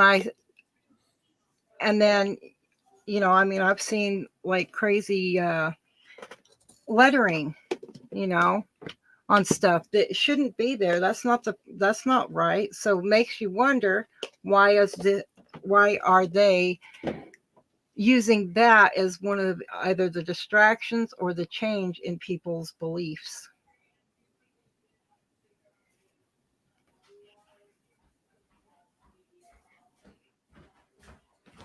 Yeah, sorry guys, I haven't heard. I mean, what's no, it's all right. What's the purpose of changing the next generation's beliefs?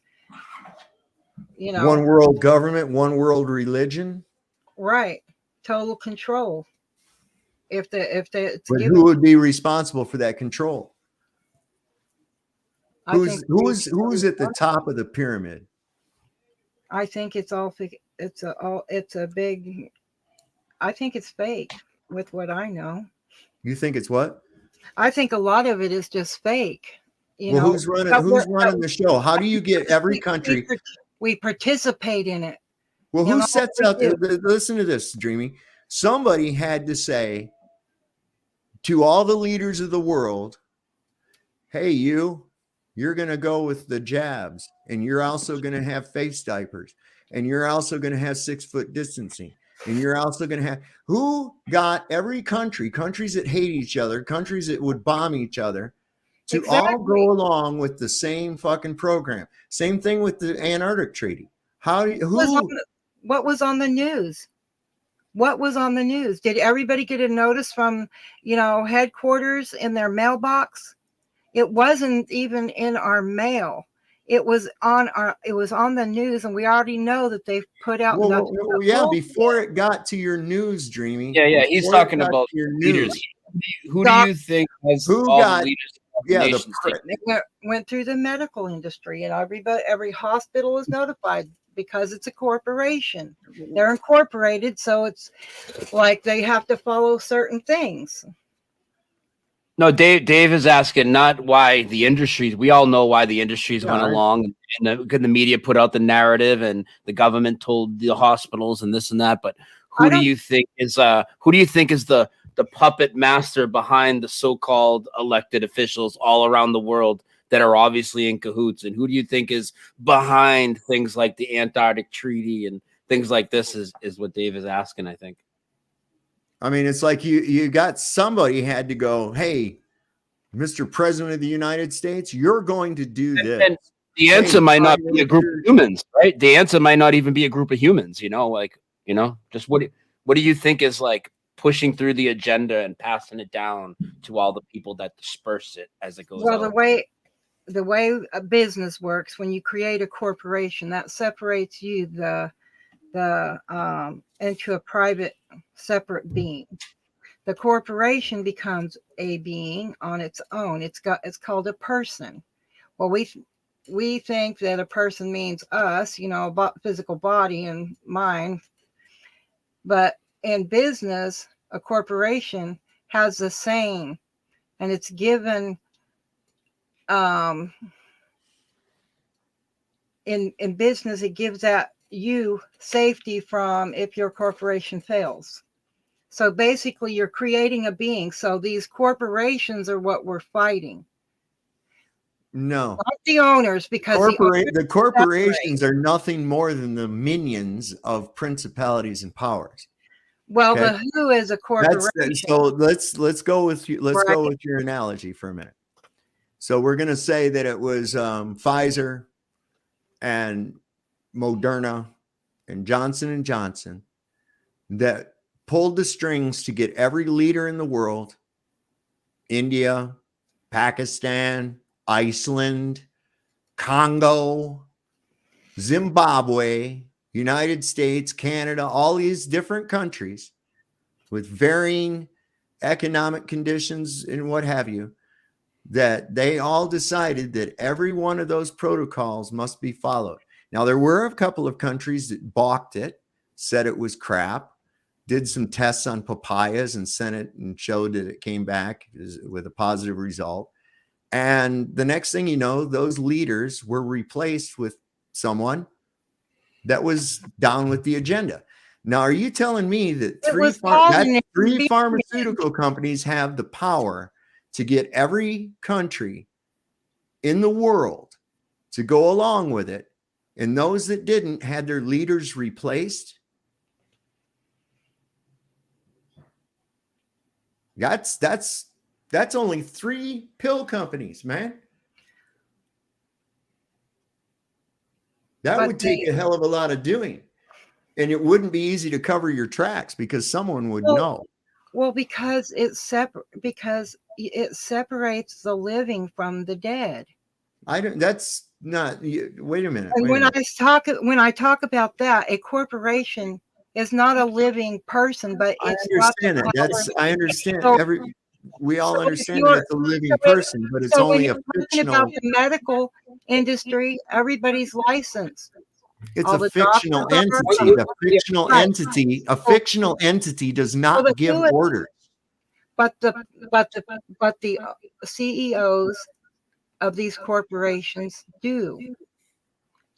We know that though. We understand that that's why the agenda worked. So if the So if hospitals are working for these, and they have to follow these certain rules, right, with the organizations at the top, and then the doctors in the hospitals, doctors were offered thousands of dollars just to claim it was a COVID death. If they put that on a death certificate, they got thousands of dollars. So, that was bribery, wasn't it? But it happened. But we understand all that. We're asking you, who do you think came up with the plan and passed it down to the world leaders? That's literally all we're asking. How many what is it? 13 head corporations, and who's behind those? The devil. I'm going to just fucking say it. It's not corporations. It's the fucking devil. It's Satan. It's that simple. That's the answer. And yes, could it be Satan? Those corporations are answering to him. They're answering to that power, whatever that is. Every one of their top Fortune 500 companies has Saturnian logos, including Nike. That's an easy one. That right there, if you fill in the rest of the picture in your head, you can see it. That swoosh is Saturn's ring. Okay. It's Satan. There is no mortal man that has even the organizational skills to pull off something like that. Well, that's why it's like whenever they took the Americans' gold, they took it was to pay the debt, right? They were borrowing it. And then they turned around and they gave them empty dollars. It used to, you actually owned the land you lived on. Mm-hmm. And then they got everybody to register and give it back to them. Yeah. So they've been playing this game for a very long time. They did this to our great grandparents. Right. And then our parents come along. We're watching our great grandchildren going through what we went through from our great grandparents. That still doesn't explain how you get the entire fucking world. But it's easy. No, it's not. People in Zimbabwe don't give a shit what Moderna says. People in Congo don't care what Pfizer says. Most of the people around the world really don't care what Bill Gates says, because if he steps foot in many countries, he'll be arrested and executed immediately. It was an experiment. And look at how many people fell for it. It was an experiment. Every country on the earth. It was a social experiment. By who? By a social experiment by 3 American fucking pharmaceutical companies? Come on. Nobody's got they don't have that much power to be able to do that. Not for 1 minute. There's no way. This comes from a higher, I believe, from a higher dimension, or another dimension at least. I mean, there's a reason that these important dignitaries It was like a big soul grab move by the dark side, man. The whole Rona thing that they rolled out. They got so many people to submit their souls over, man. Yeah, and well, I saw where there was these 2 separate girls. It was in a video about this flocka and some of these other weird drugs. And it showed these 2 girls. It was going into pharmacia. And there was 2 different girls, 2 different locations. Both of them claimed that they were saying they were possessed. They were pretty freaky to listen to. They were under the arrest of a priest. And both of them said the same thing, that this was a doorway through pharmacia to the demonic realms, that they were trying to get as many people as possible before they had a chance to repent. Now, with repenting, we have to know what that means. That means you start to gain some wisdom and you look back at things that you've done in your life and you have a bit of regret about them and you realize how fucked up they were and you would never do things like that again. That's what repenting actually is. And we're seeing that with a lot of people. We're seeing that just all through this truth vibration. Now the normies, there's a lot of normies, they're not getting it. They just, and those are a lot of NPCs, but there's a lot more and more people that are waking up to a truth, and it's changing their whole mindset profoundly. Yeah. So it makes sense that if there's something like that hitting, that you want to get as many people before they have a chance. And this is what both of these girls said. They hadn't talked to each other. They didn't know each other. They were in two completely different locations in the US. Or I think one was over in Europe. And all of them were doing that. Now, I've watched some of these videos of these people when they on CCTV, when they fell over. And it was almost like they saw something coming and they were afraid and they just fall. Boom, done, over. I'm like, what are these people seeing? Right. See, we have this tendency to deny the spiritual realm. Oh, yeah. And the worst ones for it are Christians. They go to a building every week and read from a book full of supernatural events and then deny. That's what I'm saying. Come on. They're just It's like, so what perplexing. date did that shit stop? At what date did we stop having that? That's like, it's insane. You would figure they'd be all over it once it happens. They've been waiting for their entire lives. I know. And somehow they're programmed to just shut it down, man. And that's what gets me about it. That's why I say that there's like this preacher that my friend was talking about, that this guy's been purposely using Isaiah 11:6 so he can keep a repetition of that wolf and the lamb. That's the whole reason. I told him that's what he's doing. I said, I've never seen a preacher subsequently use that passage in sermons week after week after week. Right. Yeah. We also saw the governor of Indiana use the changed Matthew 18:20 to scare Christians to stay in the house.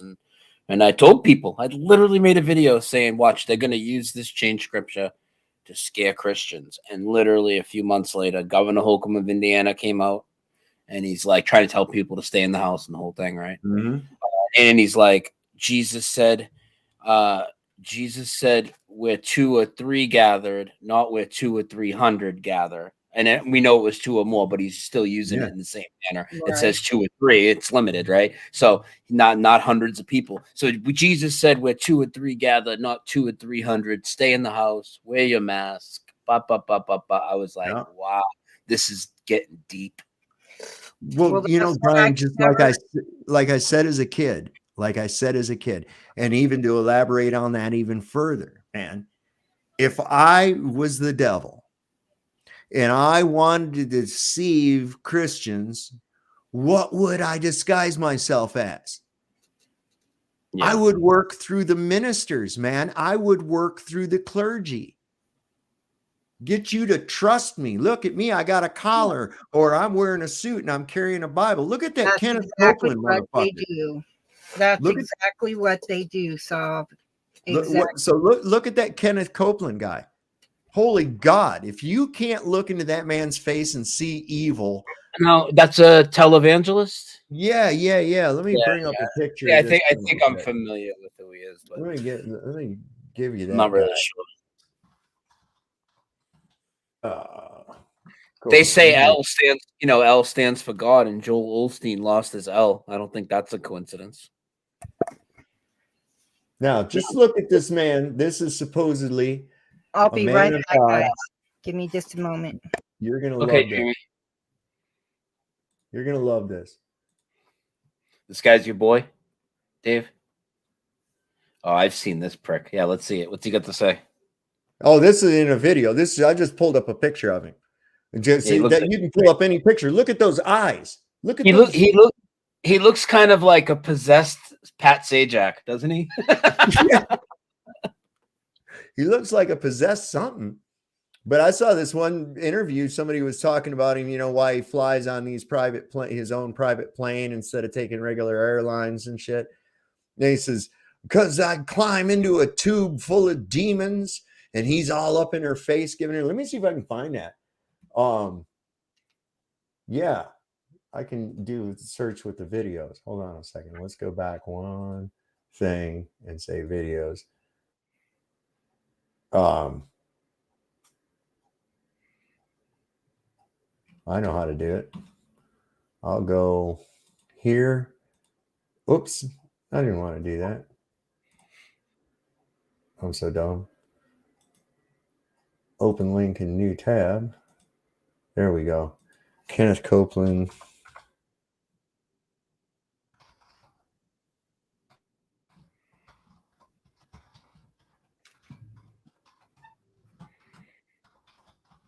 I'm not a big fan of televangelists, as you could probably imagine.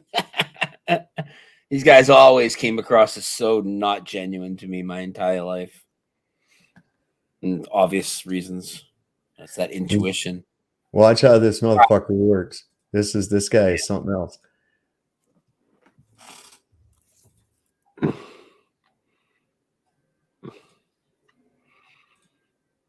To ask you about why you don't want to fly commercial. Why have you said that you won't fly commercial? You said that it's like getting into a tube with a bunch of demons. Why do you think that? No, listen to me just a second. Not the people. The main reason is because of the need. If I flew commercial, I'd have to stop 65% of what I'm doing. That's really the main. Isn't it true that you want to fly commercial so that you can fly in luxury?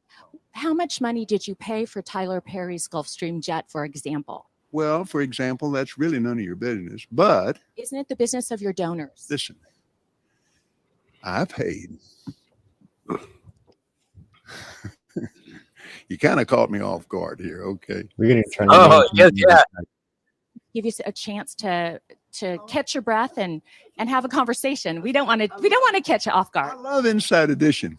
I'm worried about our safety. Hey, you listen to me. My wife thinks Inside Edition is, oh yeah. He's fucking possessed, Now, man. Thank you, Lord. Help me. Let me pray. Well, let me just ask you a really simple question. A lot of people think it's unbecoming guy's for a a wolf. preacher to live a life of luxury and to fly around in private jets. What's your response to that? Very simple. It takes a lot of money to do what we do. Takes a lot of money. We Yeah, have brought people over 100. Let's see. What have you the done? latest figures just came out. because Besides we know how much money Jesus used. Jesus was like swimming in cash to spread the word. Yeah. 122 million people to the Lord Jesus Christ. Oh, you brought 122 Let me give you million another people to the Lord. Last May, And I was scheduled. For him to claim that he brought them. He claiming that he brought them is blasphemous in the first fucking place.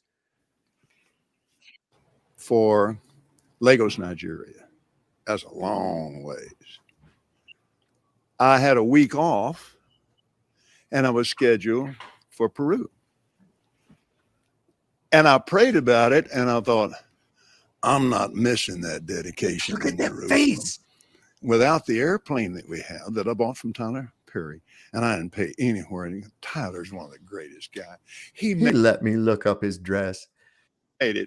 He made that airplane so cheap for me, I couldn't help but buy it. Well, my question then, okay, all right, but I want to get to the demons. Look at him, look at People him. are very concerned about that He is the comment. demon. It's here inside. That's where he gets I mad. love your eyes. And here's what happened. We flew in 21 days, 70 hours, 40,000 miles, touched 5 continents, and preached face to face personally with 125,000 people. Do you ever use your private jets to go visit your vacation homes, for example? Yes, I do. Okay. Again, getting back to the comment, you said that you don't like to fly commercial because you don't want to get into a tube with a bunch of demons. Do you really believe that human beings are demons? No, I do not. And don't you ever say I did. Look at that. They always get defensive. We wrestle not with flesh. He keeps with that. He keeps trying to throw that little disarming smile, but it doesn't work. It creeps you out instead, man. It does me. And blood, but principalities and powers. Can you explain what you meant by that term then? Just explain, because it's really simple. You said you didn't want to get into a tube with a bunch of demons. Anyway, that's enough of that guy. I can only take too much. Yeah, of him. fuck that guy. Right? And there's people out there sending him bank. Yeah, I don't Sending get him it. bank. He's buying buying these Lear jets. You know what's the new one? The J6 or some shit like that. Anyway, he's flying around in that, but it's okay because he bought it secondhand from Tyler Perry. You know, the whole confrontation with him is about, man, you make a lot of goddamn money. How is it you're getting all this money for? What a grift, and then make statements like that. And what he meant was being in there with a bunch of sinful people because he sees himself as above the common folk. He's just like the Pharisees in the Bible were. They got so ridiculous. These Pharisees were so goddamn ridiculous. A lot of people don't know this. They actually built special walkways that were above the people to go to temples so that they didn't have to walk amongst the people and become unclean. That's how special these guys thought they were. This ain't no shit, man. They're crazy about it. Crazy people are with that. And I think that the devil has got so many people and through the guise of religion. I don't know, man. So holy shit, we got 83 people watching here on this thing. Yeah, you had almost 100. You had 90 something for a while. While we have everybody here, we're taking a second. Let me just tell everybody Sunday I'll be doing a members only stream, and Dave will be on with me as well as other guests and shooting for around 8 p.m. Eastern Sunday night. So I'm just going to drop my link in there for anybody. Not going to promote my stuff too much here, but you guys all know I have a membership thing. If you guys sign up at $7 a month or more, you'll have access and you can come on the panel and all that. And this show will remain private. It's going to be like the old Patreon shows. Yeah, man. Yeah. That's going to be a lot of fun. I'm going to a birthday party Sunday afternoon on the river. It's now finally nice enough that, we can get out on the old Shenandoah River, play around in some inner tubes. And the Shenandoah River is really cool because it's a pretty lazy river. It's not a real fast current, at least not here where we're at. But what are you doing? Are you going like tubing? Are you going in a boat? What are you going? Whitewater rafting, canoeing? The people we're going to have a lot right on the water. And so what we do is they usually set up a little campfire, grill and stuff, and they'll cook out. And then everybody, you can either just go swimming, or if you got an inner tube, just you anchor the tube and float. And that's what we usually do, is just tie the tube to a rock or something and just float, sit out there and bullshit and smoke weed. So that's one of the things I like kind of to do around here. Just ran across some videos of us doing some shooting. I'm going to put those together into a little short video too. I unloaded my entire phone onto my computer today, and I have a shitload of stuff that I got to go through, man. Videos, pictures, 100,000 flat earth memes. I have an arsenal of those guys. I see you've been posting a bunch of them lately. I've seen them popping up in my feed. Well, I have to hurry up and get a whole bunch of them in before they inexplicably give me another 24-hour ban. I've been getting these 24-hour bans with no notification or anything. I go to post something, they say, you cannot post for 24 hours. I'm like, why? Speaking of flat earth, I mean, M. Ball, our resident closet flat earth, is still in the chat. He's just not saying anything. So, I mean, he knows that, what's been going on in the last 3 years is completely fake. And he knows that the globe's fake. And he knows the Mandela effect's real. He just doesn't want to admit it yet. M. Ball, come on up on the panel, man. Let's have a talk. You want to leave comments? You want to leave comments about our bad memory and our stupid flat earth? come on up and talk, man. It's cool. We don't have Yeah, to I'm agree down. with everything. Ain't nobody gonna beat you up there in ball. Nobody's gonna beat you up. I mean, you must have a reason for these convictions. I'd be interested in hearing it, what that reasoning is. And if it's just because you go with the flow or you go with the crowd, keep in mind dead fish go with the flow too. So, Dreamy. Dreamy. Exactly. So I'm assuming your favorite proof is water is level when it lies at rest. I mean, you were talking about that a lot earlier. Oh yes, I think Is that what first got you, or was it always that number one thing, or was there something else at first? You like, oh, and then you Well, I think I was in third grade, so somewhere around 8, maybe 9. I don't know. I was in a multi-grade classroom from first grade all the way up to 8th grade. One teacher taught us all, and there was 14 kids in the class. She was talking to the older kids about maps and the globe, and she started talking about the earth being flat. Well, that I ended up listening to her instead of doing what I was supposed to be doing because it made sense to me.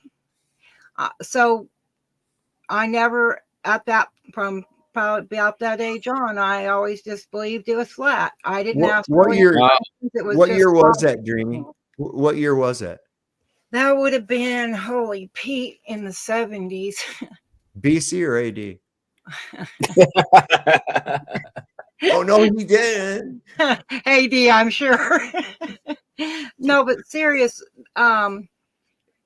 It was in their history or not his science, history or something like that. But anyways, that's not what she ended up teaching them. It was taught the globe thingy. But in my mind, it never made any sense to me that it would be round or spinning, because when you're in water, and as a kid I loved the water. Our dad had us at the ocean, the rivers, the lakes, wherever. So if you spin a ball and it's wet, that water flings off of it. So how you can think that a ball, that the earth is round spinning with water on it? The water always just seemed to be to me, it told the truth. Mm-hmm. Because no matter what the container, it's always flat, and it will only be flat. Yep. I mean, I was an adult, and probably in my early 50s, whenever, they started talking about water having a memory. So, that interested me, and if water has a memory, if it was in a glass and we were on a globe, it would bubble up based on the same size as the land, because it's going to be the same sea level here on the East Pacific side and the West Pacific side of the ocean. It's going to be at the same level. So yeah, that's one of my biggest. It's the best place to go and prove lack of convexity is over large bodies of water. Right. I use it. I mean, when I'm on the street talking to people, most often it's at the beach, and I mean, it's so easy to just tell them to look out at the water, start to explain the horizon and the whole deal with the nonsense about the boats over the horizon. The ocean's not curved. They're not going behind a curve. Zoom in, you can bring them back. The idea that the globe is actually pushed at is crazy to me. You would think they wouldn't even want to touch that one, but that's they do. They keep saying it too. It's like I was on this thing in Facebook, and it was funny as shit. I said they show a picture of the sun and it's a sunset, and I'm like, well, that's well and good. That's a picture. Well, why does it look like it's going over the horizon? I told him, I said it's a matter of perspective, and then I show them the Fool on the Hill video that David Weiss has on the Flat Earth map app, and that one shows the sun not going over a curve but fading out into the distance, and this is zoomed in.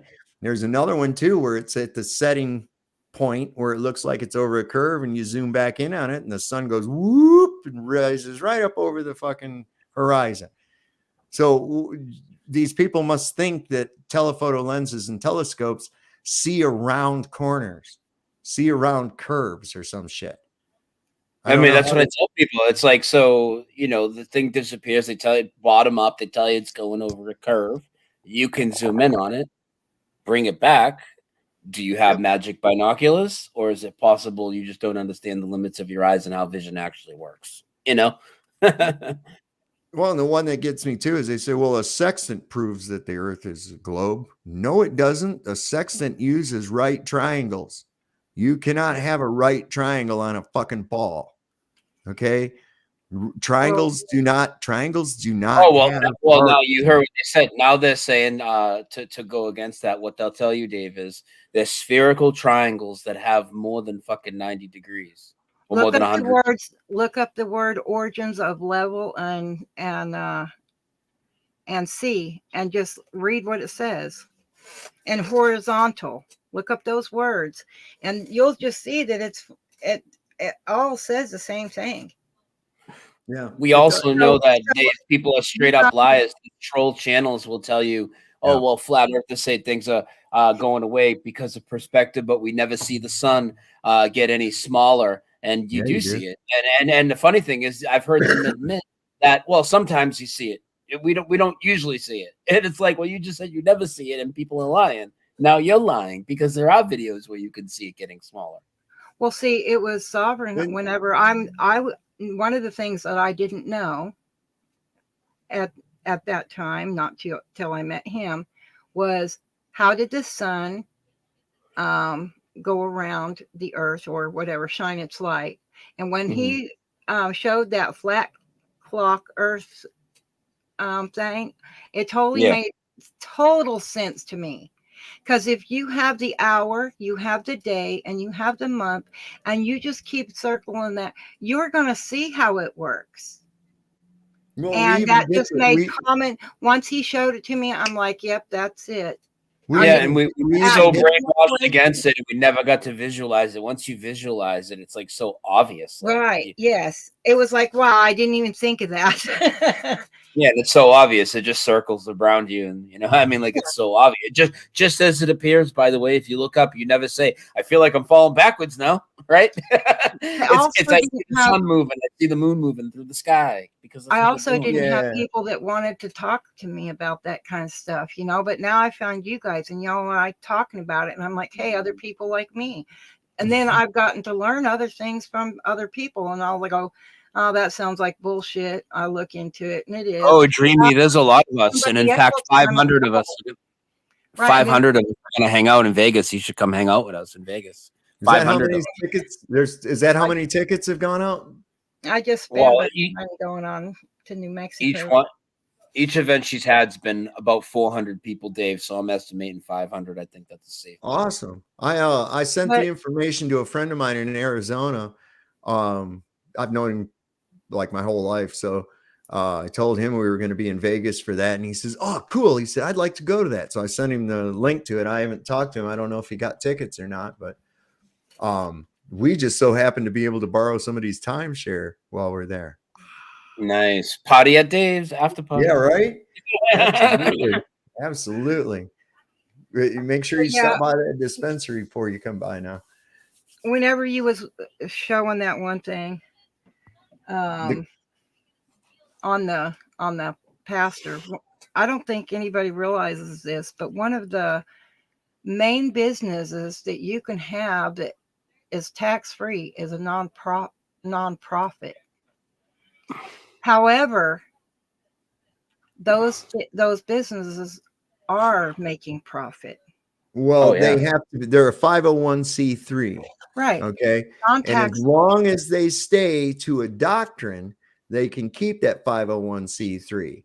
But as soon as you go against anything that would be in that doctrine, or a doctrine that points out something bad about government, they'll yak that shit right away from you. That's why the preachers have all turned into big pussies, man.